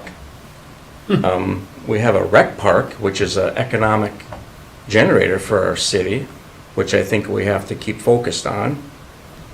And it's going to be hard to focus on a city park that is like a public park. I mean, that's a public park, but it's also it's a business engine, for the city. So I don't know, I'm not too keen on tearing out campsites to make, a grassland area like in front of the library. I mean, I'm not, I understand green space is important, and I think we have a lot of green space in our community. We have more green space than any community I've ever visited, really. But I think we need to, our city, the city depends on revenue from the rec park, just like it does revenue from the liquor store. And it's an important part of our Municipal economy. municipal economy. And if you take out 30 sites, you're not going to replace them unless you move a ball diamond. Does the concept of a hiking trail or a walking trail have to be grass? Well, we have You're going through a park that's full of parked vehicles. You don't necessarily expect to have a grass border What right have we there. got going on out at the Artist Point right now? There's no sidewalk. that Heavy guides traffic. people out to that point. There's not a single sidewalk except for the one that ends at right before Sydney's there. I mean, that's where it ends. And then people are walking Through the parking lot. through the parking lot to get to the Artist Right. Point constantly. And we should have a sidewalk, I think, on the dangerous. north side. But, you know, the point I'm making is they will find a way to get around. And I think this community connection thing we're building was supposed to help guide and solve some of that problem. And I'm hoping it does, because it's a pretty expensive piece of the puzzle that we're currently hopefully benefiting the rec park and walkability around the North House and into the rec park. I think it will. And we haven't really given it a chance yet to run because it's not finished yet, so it'd be nice to see how that works out. Well, we know from our little switchback Well, the old trail that on was the there, bridge, it's that help, much yes. better, yeah. This is just a bigger kind of curb appeal gateway entrance. But, you know, Gabrielle, back to your original question of concepts, how many to present, I think we gotta go with at least two. Yeah. And maybe one is kind of based on that 2009 map of, you know, not a lot of change, and here's what the old map, I mean, not really talk too much about the old plan, but that old map has some merit for spatial relations within the park. You know, you look on it, it's got a trail down on the beach, it's got a marina parking off the water. It's got some pretty key concepts that we've been talking about that we can reintroduce and use that as kind of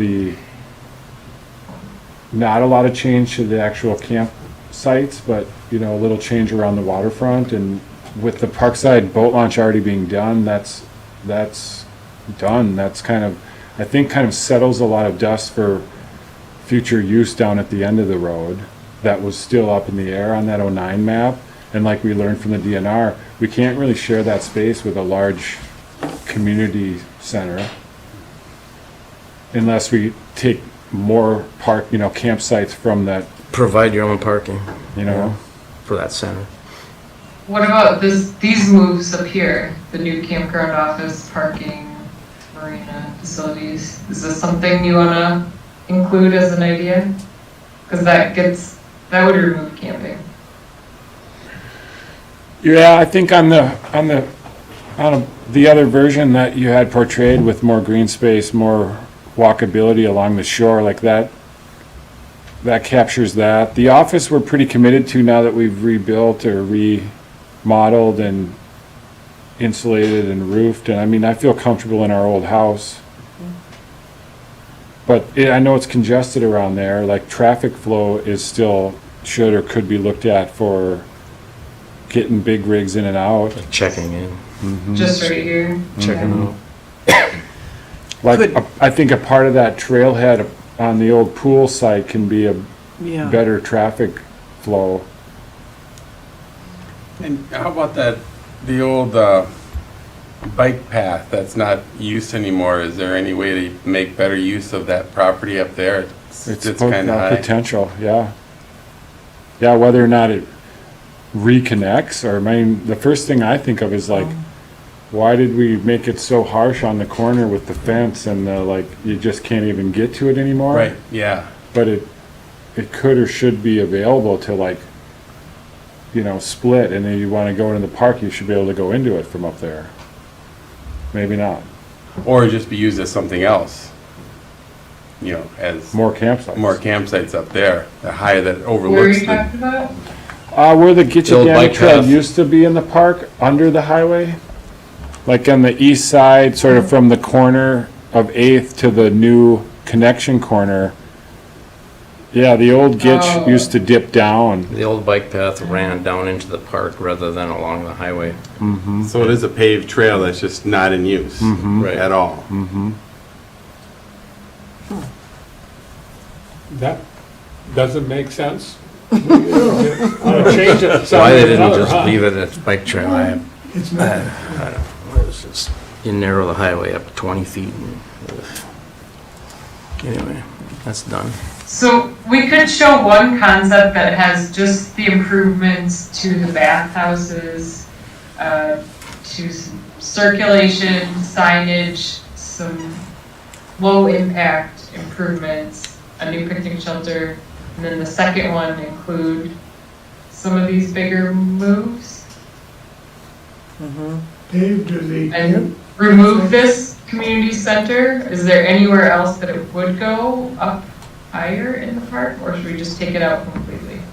Well, did we talk about, when you talk about a trailhead, sort of spot where the old pool is, like, you were talking about people. There's a parking lot below the new water treatment Right, area. right, and where And that people, would be a trailhead for bikers, bikers or walkers. I think the DNR sees that as connected to the new trailhead at Lutzen Ski Hill Road.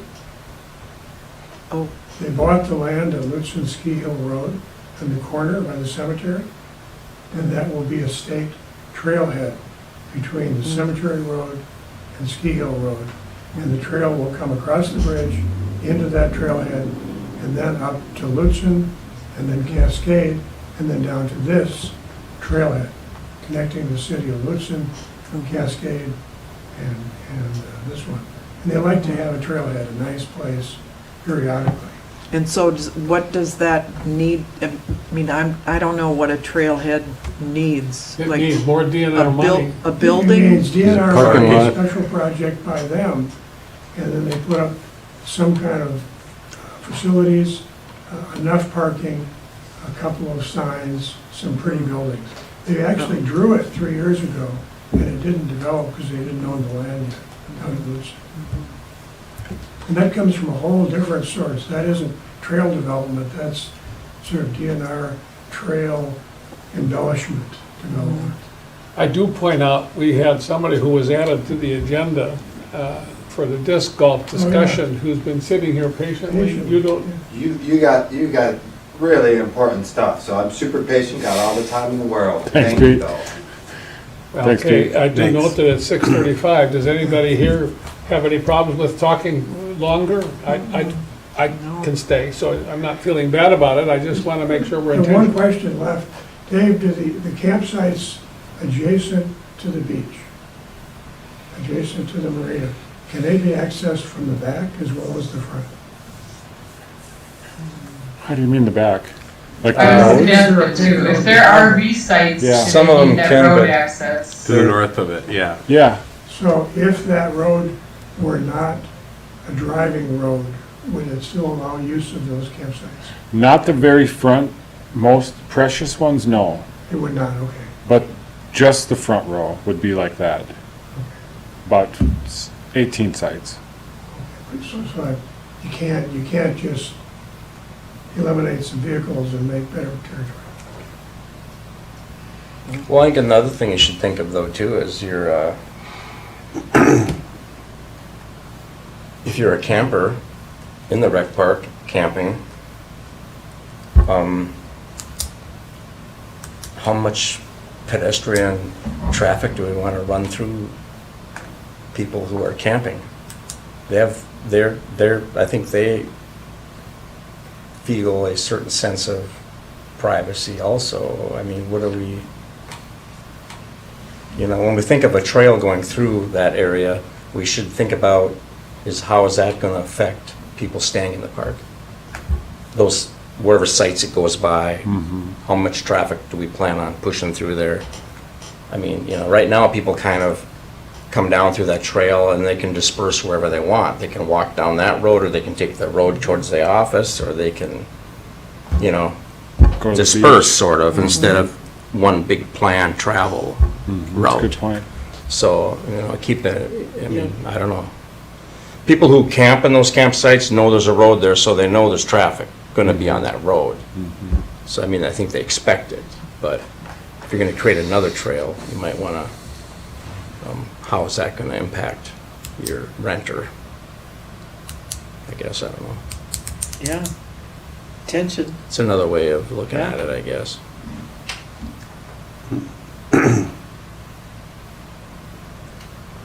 anyway. So in You terms know, of the the vision road doesn't have for to be this open to park everything. is I'm sorry. the goal, it serves many different users, so is the goal to balance the locals versus the boaters versus the campers versus the fishers versus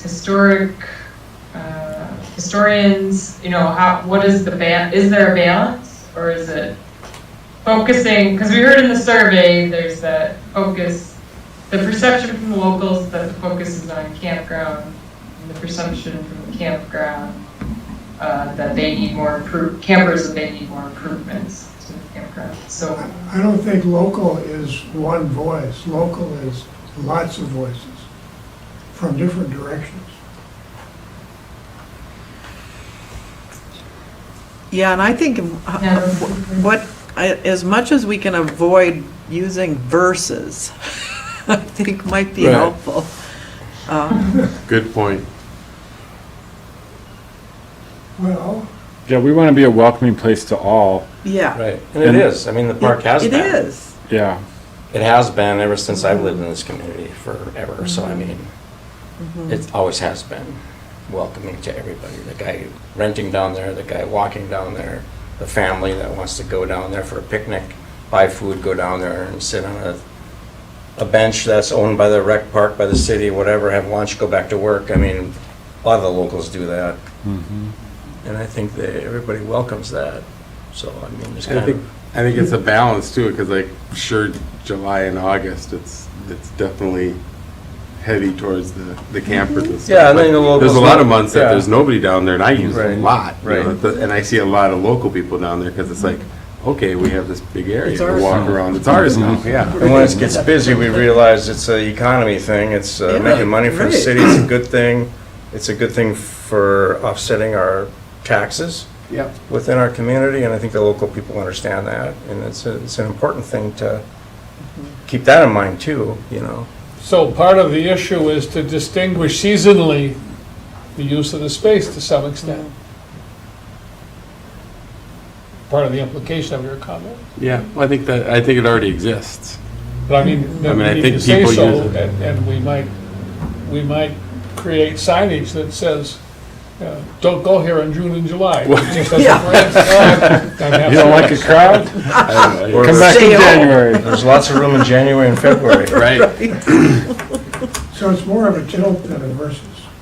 Tilting toward natural or tilting toward whatever constituency Yeah. group is represented. And the balancing act. And the balance. And if that balance shows up in your proposal, it'll make sense to whoever's purchasing that balance. They have to see part of their interest Right. in that balance. You know, I'll give this, but I get that back. That's how it went down in '09. Well, Gabrielle, do you feel like you've gotten any kind of guidance from us that helps you decide what to do next? Yeah, well, yeah, I feel like we should go closer to what this shows then, with showing mistakes that have been made and identifying what exists, with the recommendations being to make the minor improvements in terms of enhancing the site. I'm not sure about the marina. Well, the way I looked at that, I would love to see the plans to have that wall moved and addressed here, because you can't increase the quality of the water or the flow of the water without starting to move that, and that's like one of the first pieces, I think. Yeah, you can't really sit here and say we're gonna get And if how many the sites state, we're gonna get, because you don't know. Right. We have to fix the water quality and maybe do what we have to do, and then go back and say, hey, well, if you can put a couple more floatable docks in there, and maybe the fueling area and the wastewater area could be relocated to a better manageable, way better than what we have right now. Yes. Then maybe that's something we can look at that point in time, but I think we're gonna and that would be be of interest to the state funders who were excited about our marina as part of the master plan thing. The most profitable site might be on the water. There you go. It might be the least That would work. controversial. That would bring the most valuable client. Well, those are right on the water sites, yeah. In the water. In the water. Displacement sites, They're wet, yes. $70 a night, primo displacement site. I don't understand that, but maybe I don't need to now. What is a So displacement is the site? recommendation to not remove any Into the campsites? water. Oh, okay. I'm not a big fan of it, unless I have to look at like the concept behind it.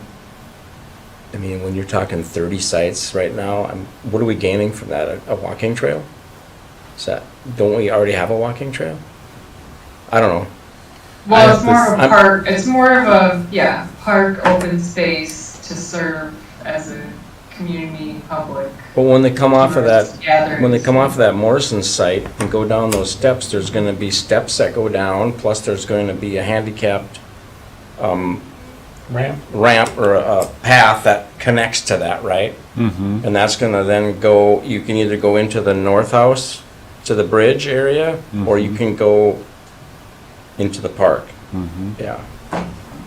Okay. Well, before I would say let's take out the sites, I'd like to see what the exact numbers are, Dave, on those. I mean, you gave us general numbers, but it'd be interesting to see what those numbers, what those campsites pull in right now on a What do yearly we- basis. What do we, I mean, you're saying 1 or 200,000 or something, 150, but is that just like pretty close, or is that? I can get closer numbers. And then how many new sites can you build? 0? None. Zero. No That's the easy replacement. one. I mean, take out the bike trail would be some, Yeah, Possibly. maybe a dozen, yeah. a dozen. And those would be low-value campsites. Park on the highway? Well, how many parking spots in that parking lot? You Not have? much. It's a challenge. But Yeah. we should definitely look at the numbers associated with removing campsites as being significant. And then what are they getting The revenue. replaced with? Yeah.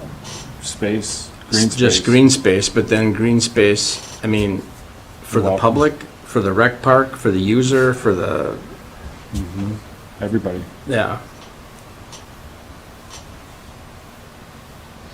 I think, the marina modeling of shoreline retention and that corner is gonna change the sites. Inherently, we're gonna lose a few sites if the marina corner is improved.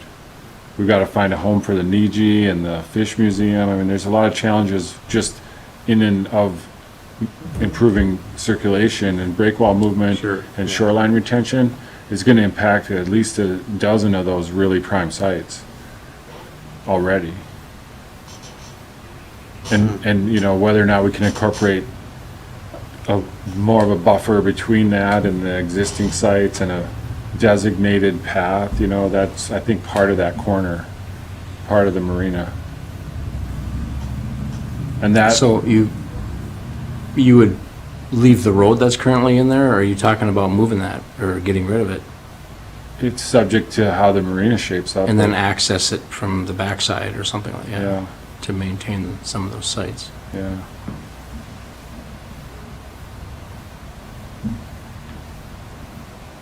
Okay. What do you think, Gabrielle?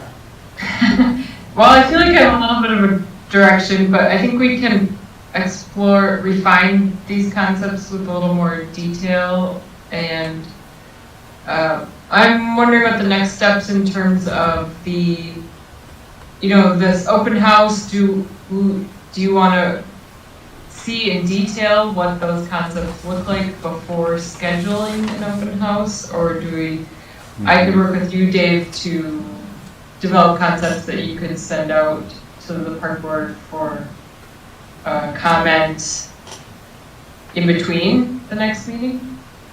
What are your thoughts on the schedule in terms of planning the event and refining the concepts?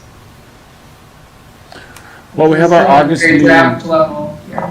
I think if you could get some of if we go with two concepts, kind of a light touch, leave it alone, maintain it, improve it where needed, bathhouses, et cetera. That's maybe one concept obvious.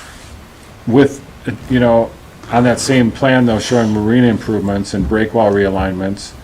And then a second concept that's more of what we just looked at, you know, taking out some sites, adding much more green space and public space. We could evaluate those at our August meeting as a group, as a park board, discuss what we think about those. Definitely I want to look at them before we release them to the public for comment. And I think that could be our August meeting. You really need a hearing before an execution. Yeah. And when you say the August meeting, you're saying the first Tuesday, August 1st? Yeah, is that right? Yeah, That's like 2 weeks away, it feels like. It's 3 it's weeks. August 1st, yeah. 3 weeks? Is that enough for you? Is that enough time for you, Gabrielle? 3 weeks? Yeah, we can definitely get a couple concepts too to look at first. Yeah. So do you want to talk about an open house or wait till after that meeting to talk about when that would? Well, let's pencil it in for September. Okay. What's the idea of the open house? Why- Public And that could engagement. be, we could do online again as well if that's preferred, but in the scope, we had talked about unveiling or presenting the concept options and recommendations to the public at an event or an open house. Which is, Getting would be feedback some that kind of a way. walkthrough event with pictures and maps and Yeah, things like yeah, that. like that, yeah. I'd be fine with the September schedule for that, but Yeah. yet to be determined the actual date, and maybe it's just Okay. the September park board if we're feeling confident after August. Okay. Right. All right, so we'll work on refining those two concepts and getting those to you ASAP so that you can get them at that meeting. So yeah, those are our next steps. So we'll work on those concepts, develop some more language, recommendation, and then start to work on the actual plan and the elements of the document that are required as well. Sounds great.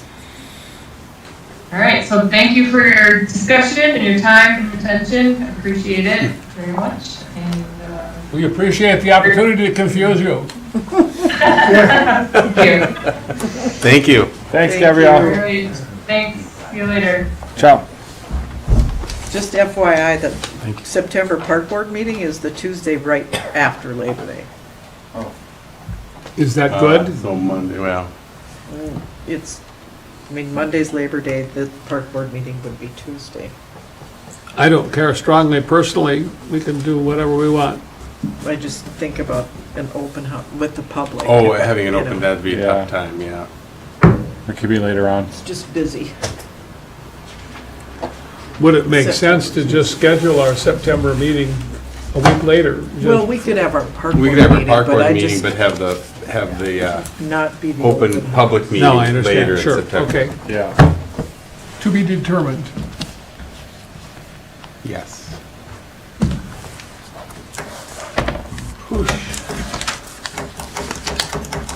Are we finished with the park board? He's With gone. the master Yeah, she's plan, gone. we still have our guest. I see that here. I'm not closing up completely. I still have my agenda open. And we have somebody here to talk about disc golf. Say your name and sit up at the table if you would. Super, that sounds great. Yeah, come on up, Peter. Oh, I do appreciate that very much. Yeah. Well, I'll jump right in if Yeah, that's you're okay. Sure. Thanks very much for giving me a little space on your agenda today. I would try not to take too much of your time. I know it's been a long day. Say your name for the record. You bet. My name is Peter Mott, and I live at 30 Wesley Lane. I've been a resident full-time for about 7 years. I came up here to be the state park ranger at Cascade River and Judge Magny.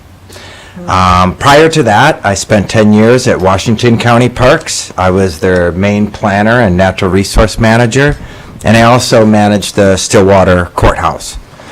I spent 10 years in Anoka County Parks as well, 5 years in Missoula Parks, and 3 years in the Minnetonka park system. So I am retired after 35 years in the field. I'm just sitting there, I really enjoyed this conversation and the thoroughness, and I just appreciate the work that you do to improve the community. As someone who's been in a position that Dave's in, it is essential to have an active, engaged board. So it was a delight to listen to your discussions earlier. I wanted to talk a little bit about disc golf because there's been a discussion in the community recently. It's been focused primarily on a group I'm working with and the county. But in those discussions, it came up that the disc golf community has approached the city before. And so we wanted to just reintroduce ourselves. We went ahead and we took another look at a concept for a disc golf course up at Gunflint Hills. We've been into the clubhouse to talk with Paul, but Paul, kind of knows his P's and Q's and wants to make sure that I'm lining up with all the right people before I have a more engaged conversation with him about it. But we're really trying to develop a disc golf course here in Cook County because we've seen the sport explode across the country, and we really feel like we're missing an opportunity here. And I just wanted to share a few quick facts, which I'll leave all my notes and everything with you. I don't have a printer in my office anymore, so I'm a little more conservative with how much paper I produce, but I'll leave what I got. Because I've got some neat maps about the amount of people participating in disc golf and the participation rate growing at a rate higher than any other outdoor sport that I've seen in my career. The types of numbers, like one of the membership groups called the Professional Disc Golfers Association spent about 35 years building their membership to about 100,000 people. And in the past 4 years, they've doubled that. And so some of the more recent numbers are 30% growth year over year since the pandemic. Growth in youth participation is 75%. One of the fascinating things that I found in this little pie chart that they've provided about the users is there's roughly 30% users between 20 and 30, 30% users between 30 and 40, and then another 30% between 40 and 60.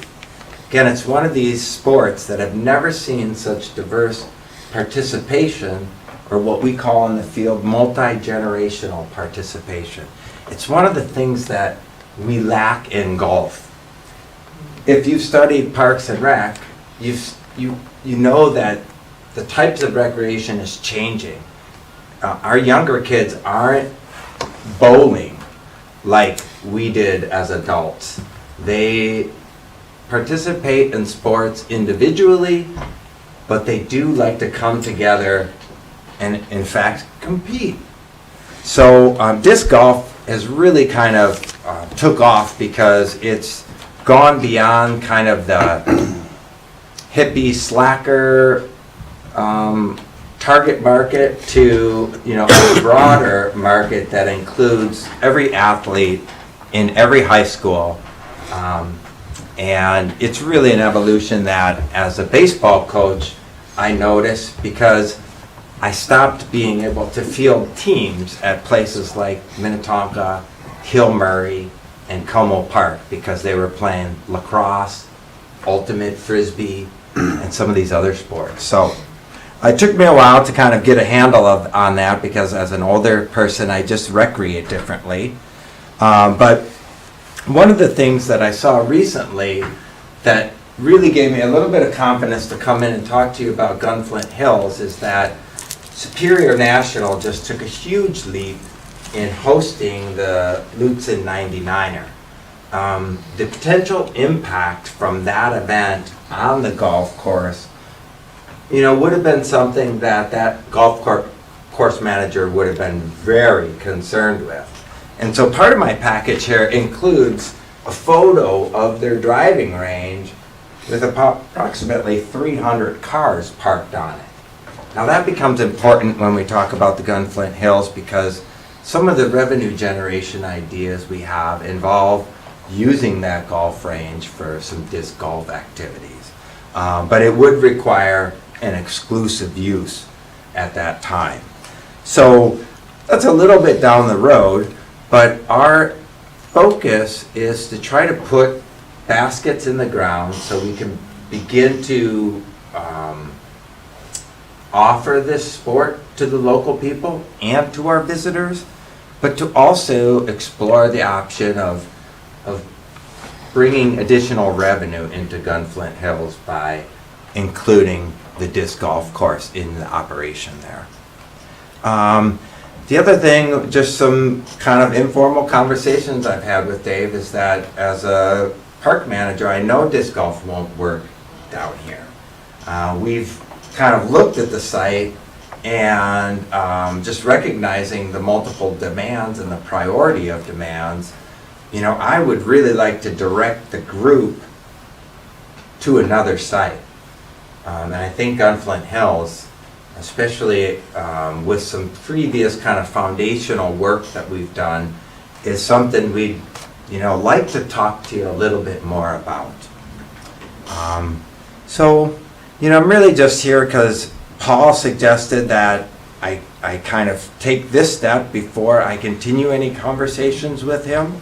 But I also thought I'd come in early and just ask you what kind of questions you might have, or open up a line of communication so that as you talk to your constituency and questions might come to you, that you would have an outlet to get some of those answers for you. Superior National has a kind of soccer golf alongside it, from what I understand. Do people use that? I have no idea. I have never heard of it. There As are a- big holes off to the side from the main greens that people can kick a big soccer, or a soccer ball into. I'll ask. I've heard of it, but I don't know if it's. It's interesting because soccer has definitely increased in and across the United States. And, baseball has decreased. And so that could be appealing to that trend in recreation. How much space does a disc golf course need? Well, it's interesting because there are actually dual courses in the Twin Cities. This weekend, Brookview, which is in Brooklyn, Golden Valley. Golden Valley, Valley, thank yes. you, right off of 394. They're doing a disc golf tournament this Sunday. So they're closing down the golf course and they're gonna do this tournament. And I haven't talked to them directly, but I know their city operation, just like any city operation, the bottom line is a very important component of how decisions get made. So I suspect that there's a pretty close revenue comparison between the disc golf on Sunday and what would be normal, ball golf on Sunday. So the amount of acreage, what we did is we went up to the site and we walked all of your woods outside of the golf course. And we laid out a course outside of the golf course. So the 9-hole course that we set up avoids completely any play issues with the golf course. Now, it does require some walks out to the woods and walks back to the woods, which puts us down the first fairway and coming back, not the fairway, but the wood line edges of the fairway, and then coming back by the east side of hole 2. So 1 and 2 would be impacted by disc golfers walking out. And frankly, I would need to talk to Paul about protecting those golfers, or what the possibility of ball strikes in those areas are. But again, I didn't really want to get into those technical aspects until Does it involve cutting conceptually. down trees in the woods It in order to would. make that course? Yeah, it would. It would, you know, I explained on a post on Facebook earlier where we would do it similar to a park. We would, with flagging tape, lay out the different fairways, tees and holes, and then we'd go through with our natural resource experts. First the water people, then the forestry people, and we begin to construct a course that was sustainable. What you'll find up there is it's maple woods, so much, or a mesic type of forest. So much of it is upland, but there are ditches and smaller wetlands that we'll want to identify and avoid. But the woods accommodates, with the two kind of parcels we looked at, about 13 or 14 acres, which is plenty for a 9-hole course.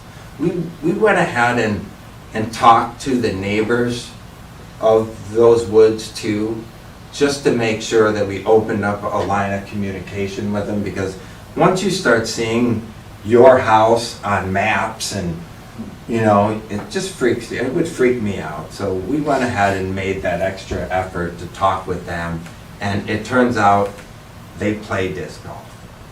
And that's just the way things have been going for us when we brought up these conversations. I'll be quite honest with you, I'm a retired park manager. I have discs that are 40 years old, and I don't intend to buy any more until I break them or lose them. So I'm not really the target market. I'm just the guy who's been working in Parks and Recreation for 35 years that these folks have asked to help get over the hump. We've kind of done this a few times, and we're hoping we don't run into a wall again. So is the Brook View, is that what it's called? Yeah. So is their disc golf course a whole separate course from their golf course?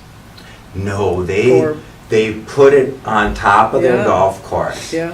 They don't use the greens or the tee boxes, but those generous fairways for throwing a frisbee, it's like we throw about a third of the length as someone hits a ball.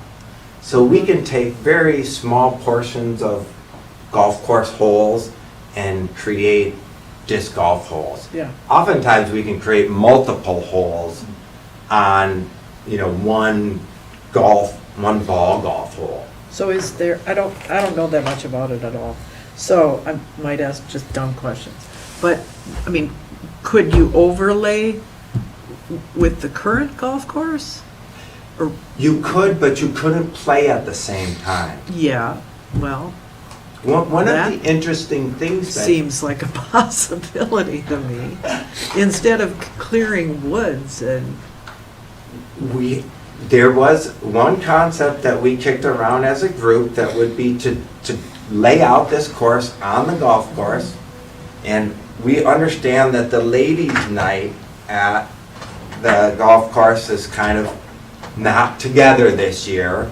And so if there was a night that we typically did that, we could Right. potentially just to experiment. test it out. So what do people pay to play disc golf? What do you charge people to play? It varies, you know, a lot of courses are free. You know, I think a pretty standard rate is between $5 and $10.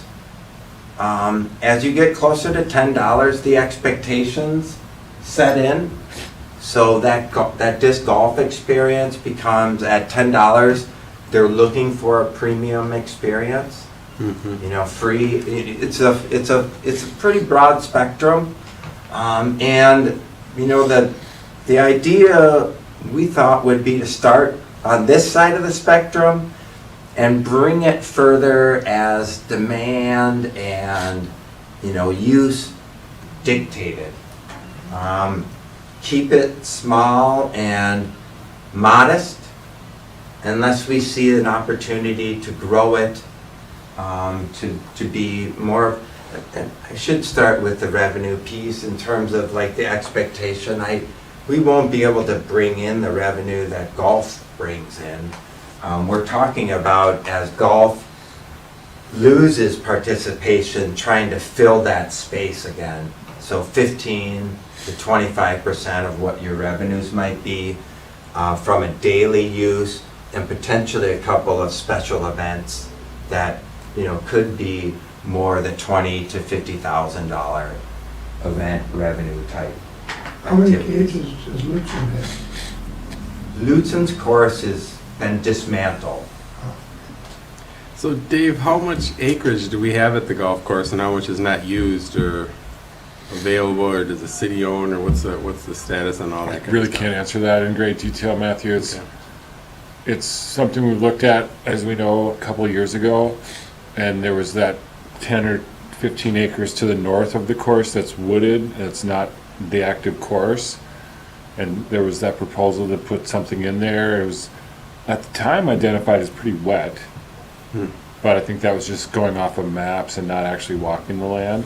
But then when Paul sort of scoped it to his fairways and his idea of like buffer zones, like where, you know, balls go flying, discs go flying, like he was very adamant about no overlaps and no risks of, you know, being hit Sure. by either device, and that shrunk the space considerably. And it's, you know, something he touched on earlier in this meeting where, you know, he feels pretty certain that it's just not a good fit, even on a smaller parcel, because of some of his needs for a buffer zone. I don't know if that was factored into your diagrams, you know, where you've got to stay a couple, 300 feet from the golf holes or from the fairways. Yeah, but not with that, you know, it's kind of get out in the golf cart detail that Yeah. I would need to know to be able to answer that question. Yeah. Okay. And really, the conclusion when we looked at this a couple years ago was Sawtooth Bluffs.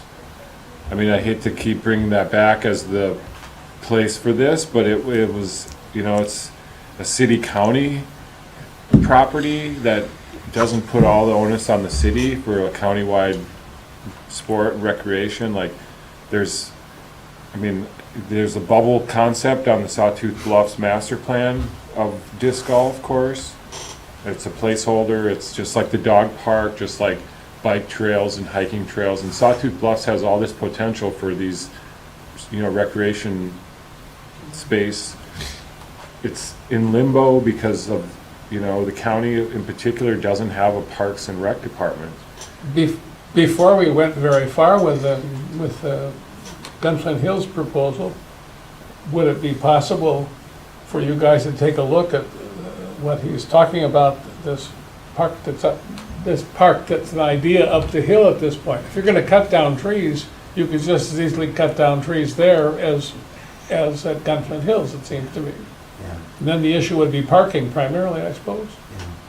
Well, I served on the county's Park and Trail Commission for 7 years, and so I've watched them struggle with dealing with Sawtooth Bluffs. And my most recent conversations with them is that park is not going to happen. From the county's perspective, you know, that said, they're kind of the over-the-hill country of the 400 acres that are above the ski hill, of the old ski hill, is the county land.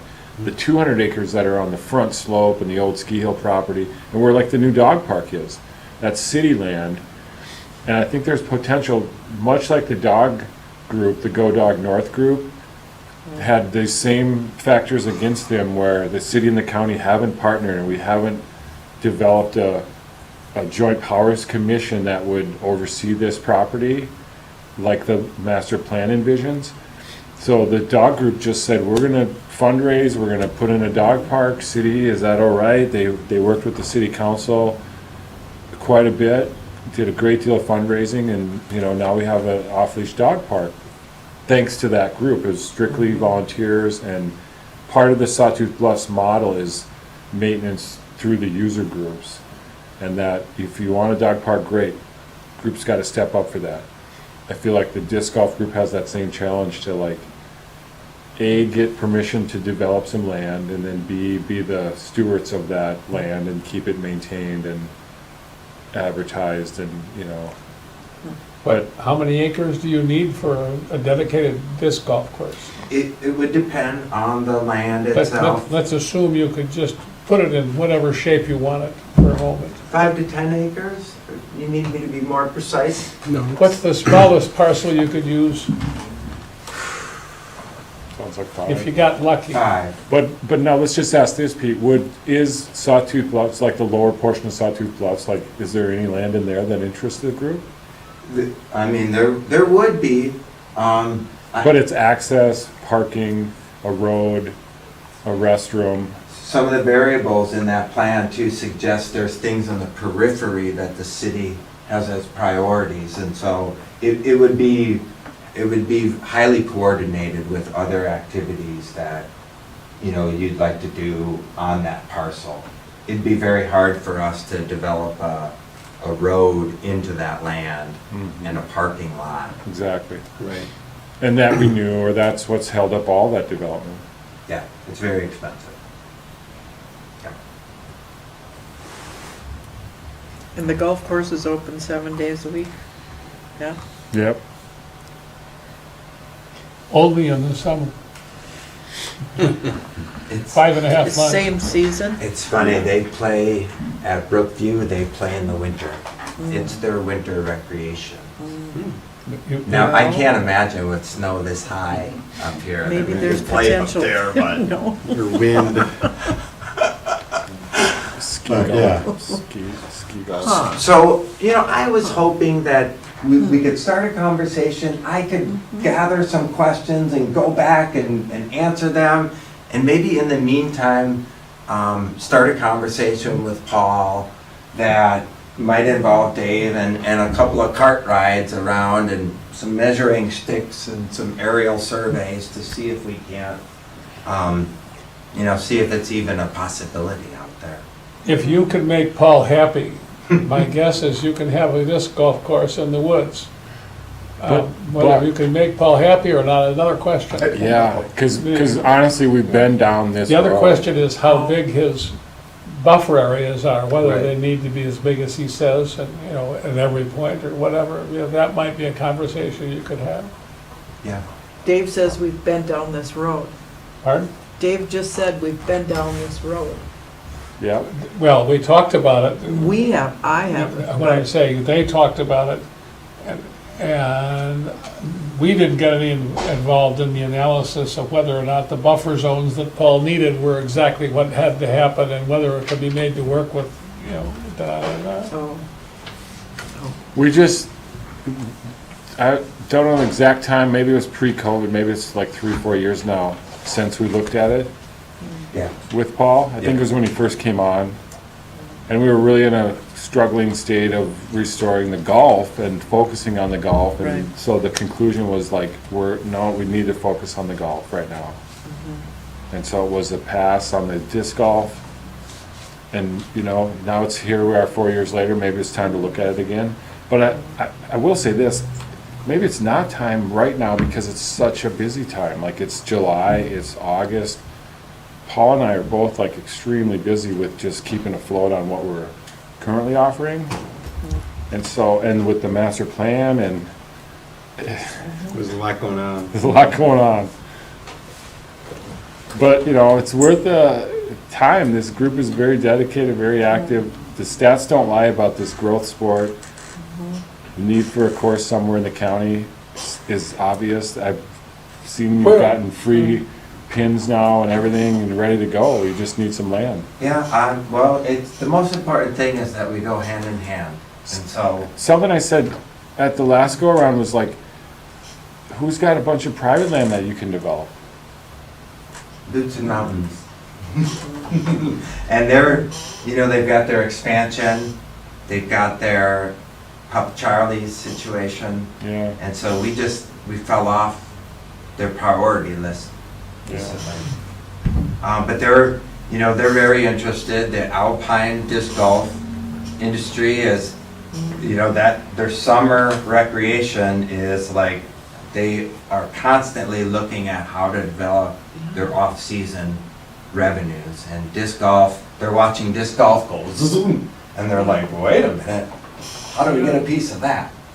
So, so Lutzen Mountain is one of the private entities. You know, Lutzen Resort just pulled theirs So, their thought was, we've got $1 million lakeshore property, we should probably put $1 million, rentals on it.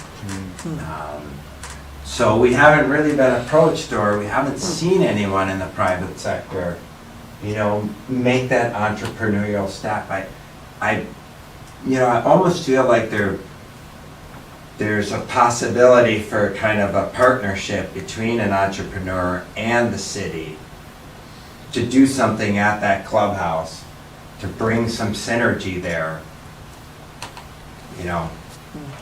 I can't do it all myself because I don't know the golf dynamic and the city dynamic, but from what I do know of the potential I see in disc golf, I'm just trying to find a home for it, a proper home. Yeah, I'm wondering, because they have 27 holes down there at Lutzen. At Lutzen, yeah. Yeah, and it's like, do they need 27 holes every day of the week? Well, there are those who think it was a mistake to expand to 27 Right, but I think holes. if you take 9 and make it disc golf a couple days a week, because it already exists, I'm just curious what their rounds are like, things like that. I don't know. I'm just throwing I out don't think we ideas. have any conclusions for you today No. from the sound Got of questions? And I think the point I made is if you can make Paul happy, you probably can get it done on our place. If not, somebody ought to think about what the cost of beginning the development of this Sawtooth Mountain project would be. I have no idea what it would cost to build a road, or where the funds would come from, or a parking lot. Brian, do you have something? You guys were looking at Skyport, whatever came to that. We're still in discussions with the county about Skyport. Okay. Yeah. You mean the land there that used to be the airport? Yep. Well, that's wide open. Right. Goodness sakes. Yeah, that was, it's a good idea.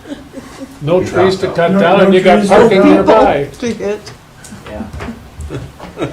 lots of parking. Lots of I don't want to talk about county stuff without the county folks. No, That's smart. Well, we could decide for them. If you want us to That's so recommend the nice of county you. that they do something there, we can do that real easily. Kay said. If you wanted to give me some guidance in terms of, should I be continuing to talk to Dave and Paul, and then I would more than be happy to do that, and maybe check back in a month, just in a similar fashion. It sounds to me Why like is this is Skyport not a not, much better solution? Other than the fact that the county won't say yes, set that aside for a moment. If you're looking at a substantive, I don't want to answer that for the Right, we county. can't.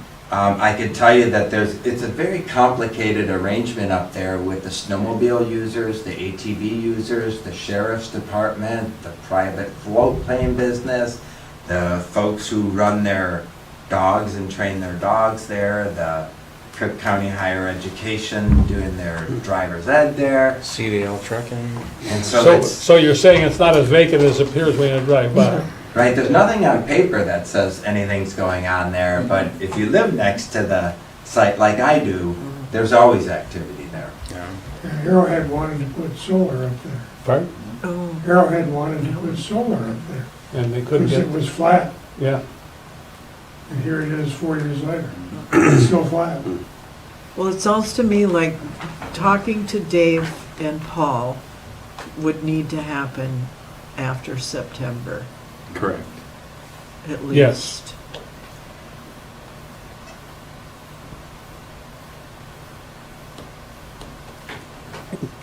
And I appreciate your energy for the project. And I Where are the wish it- I disc wish it golfers could in this happen. county now playing? They're going out of the county to play. Where's the nearest one? 2 harbors. Where in Georgia? There's one at the high school?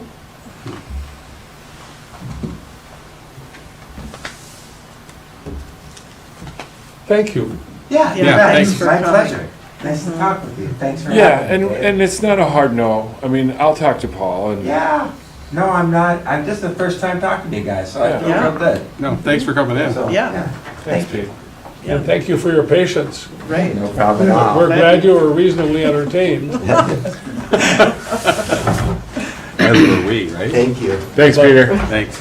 Is there any other business to be brought before the board before we declare adjournment? Email Brian. Nope.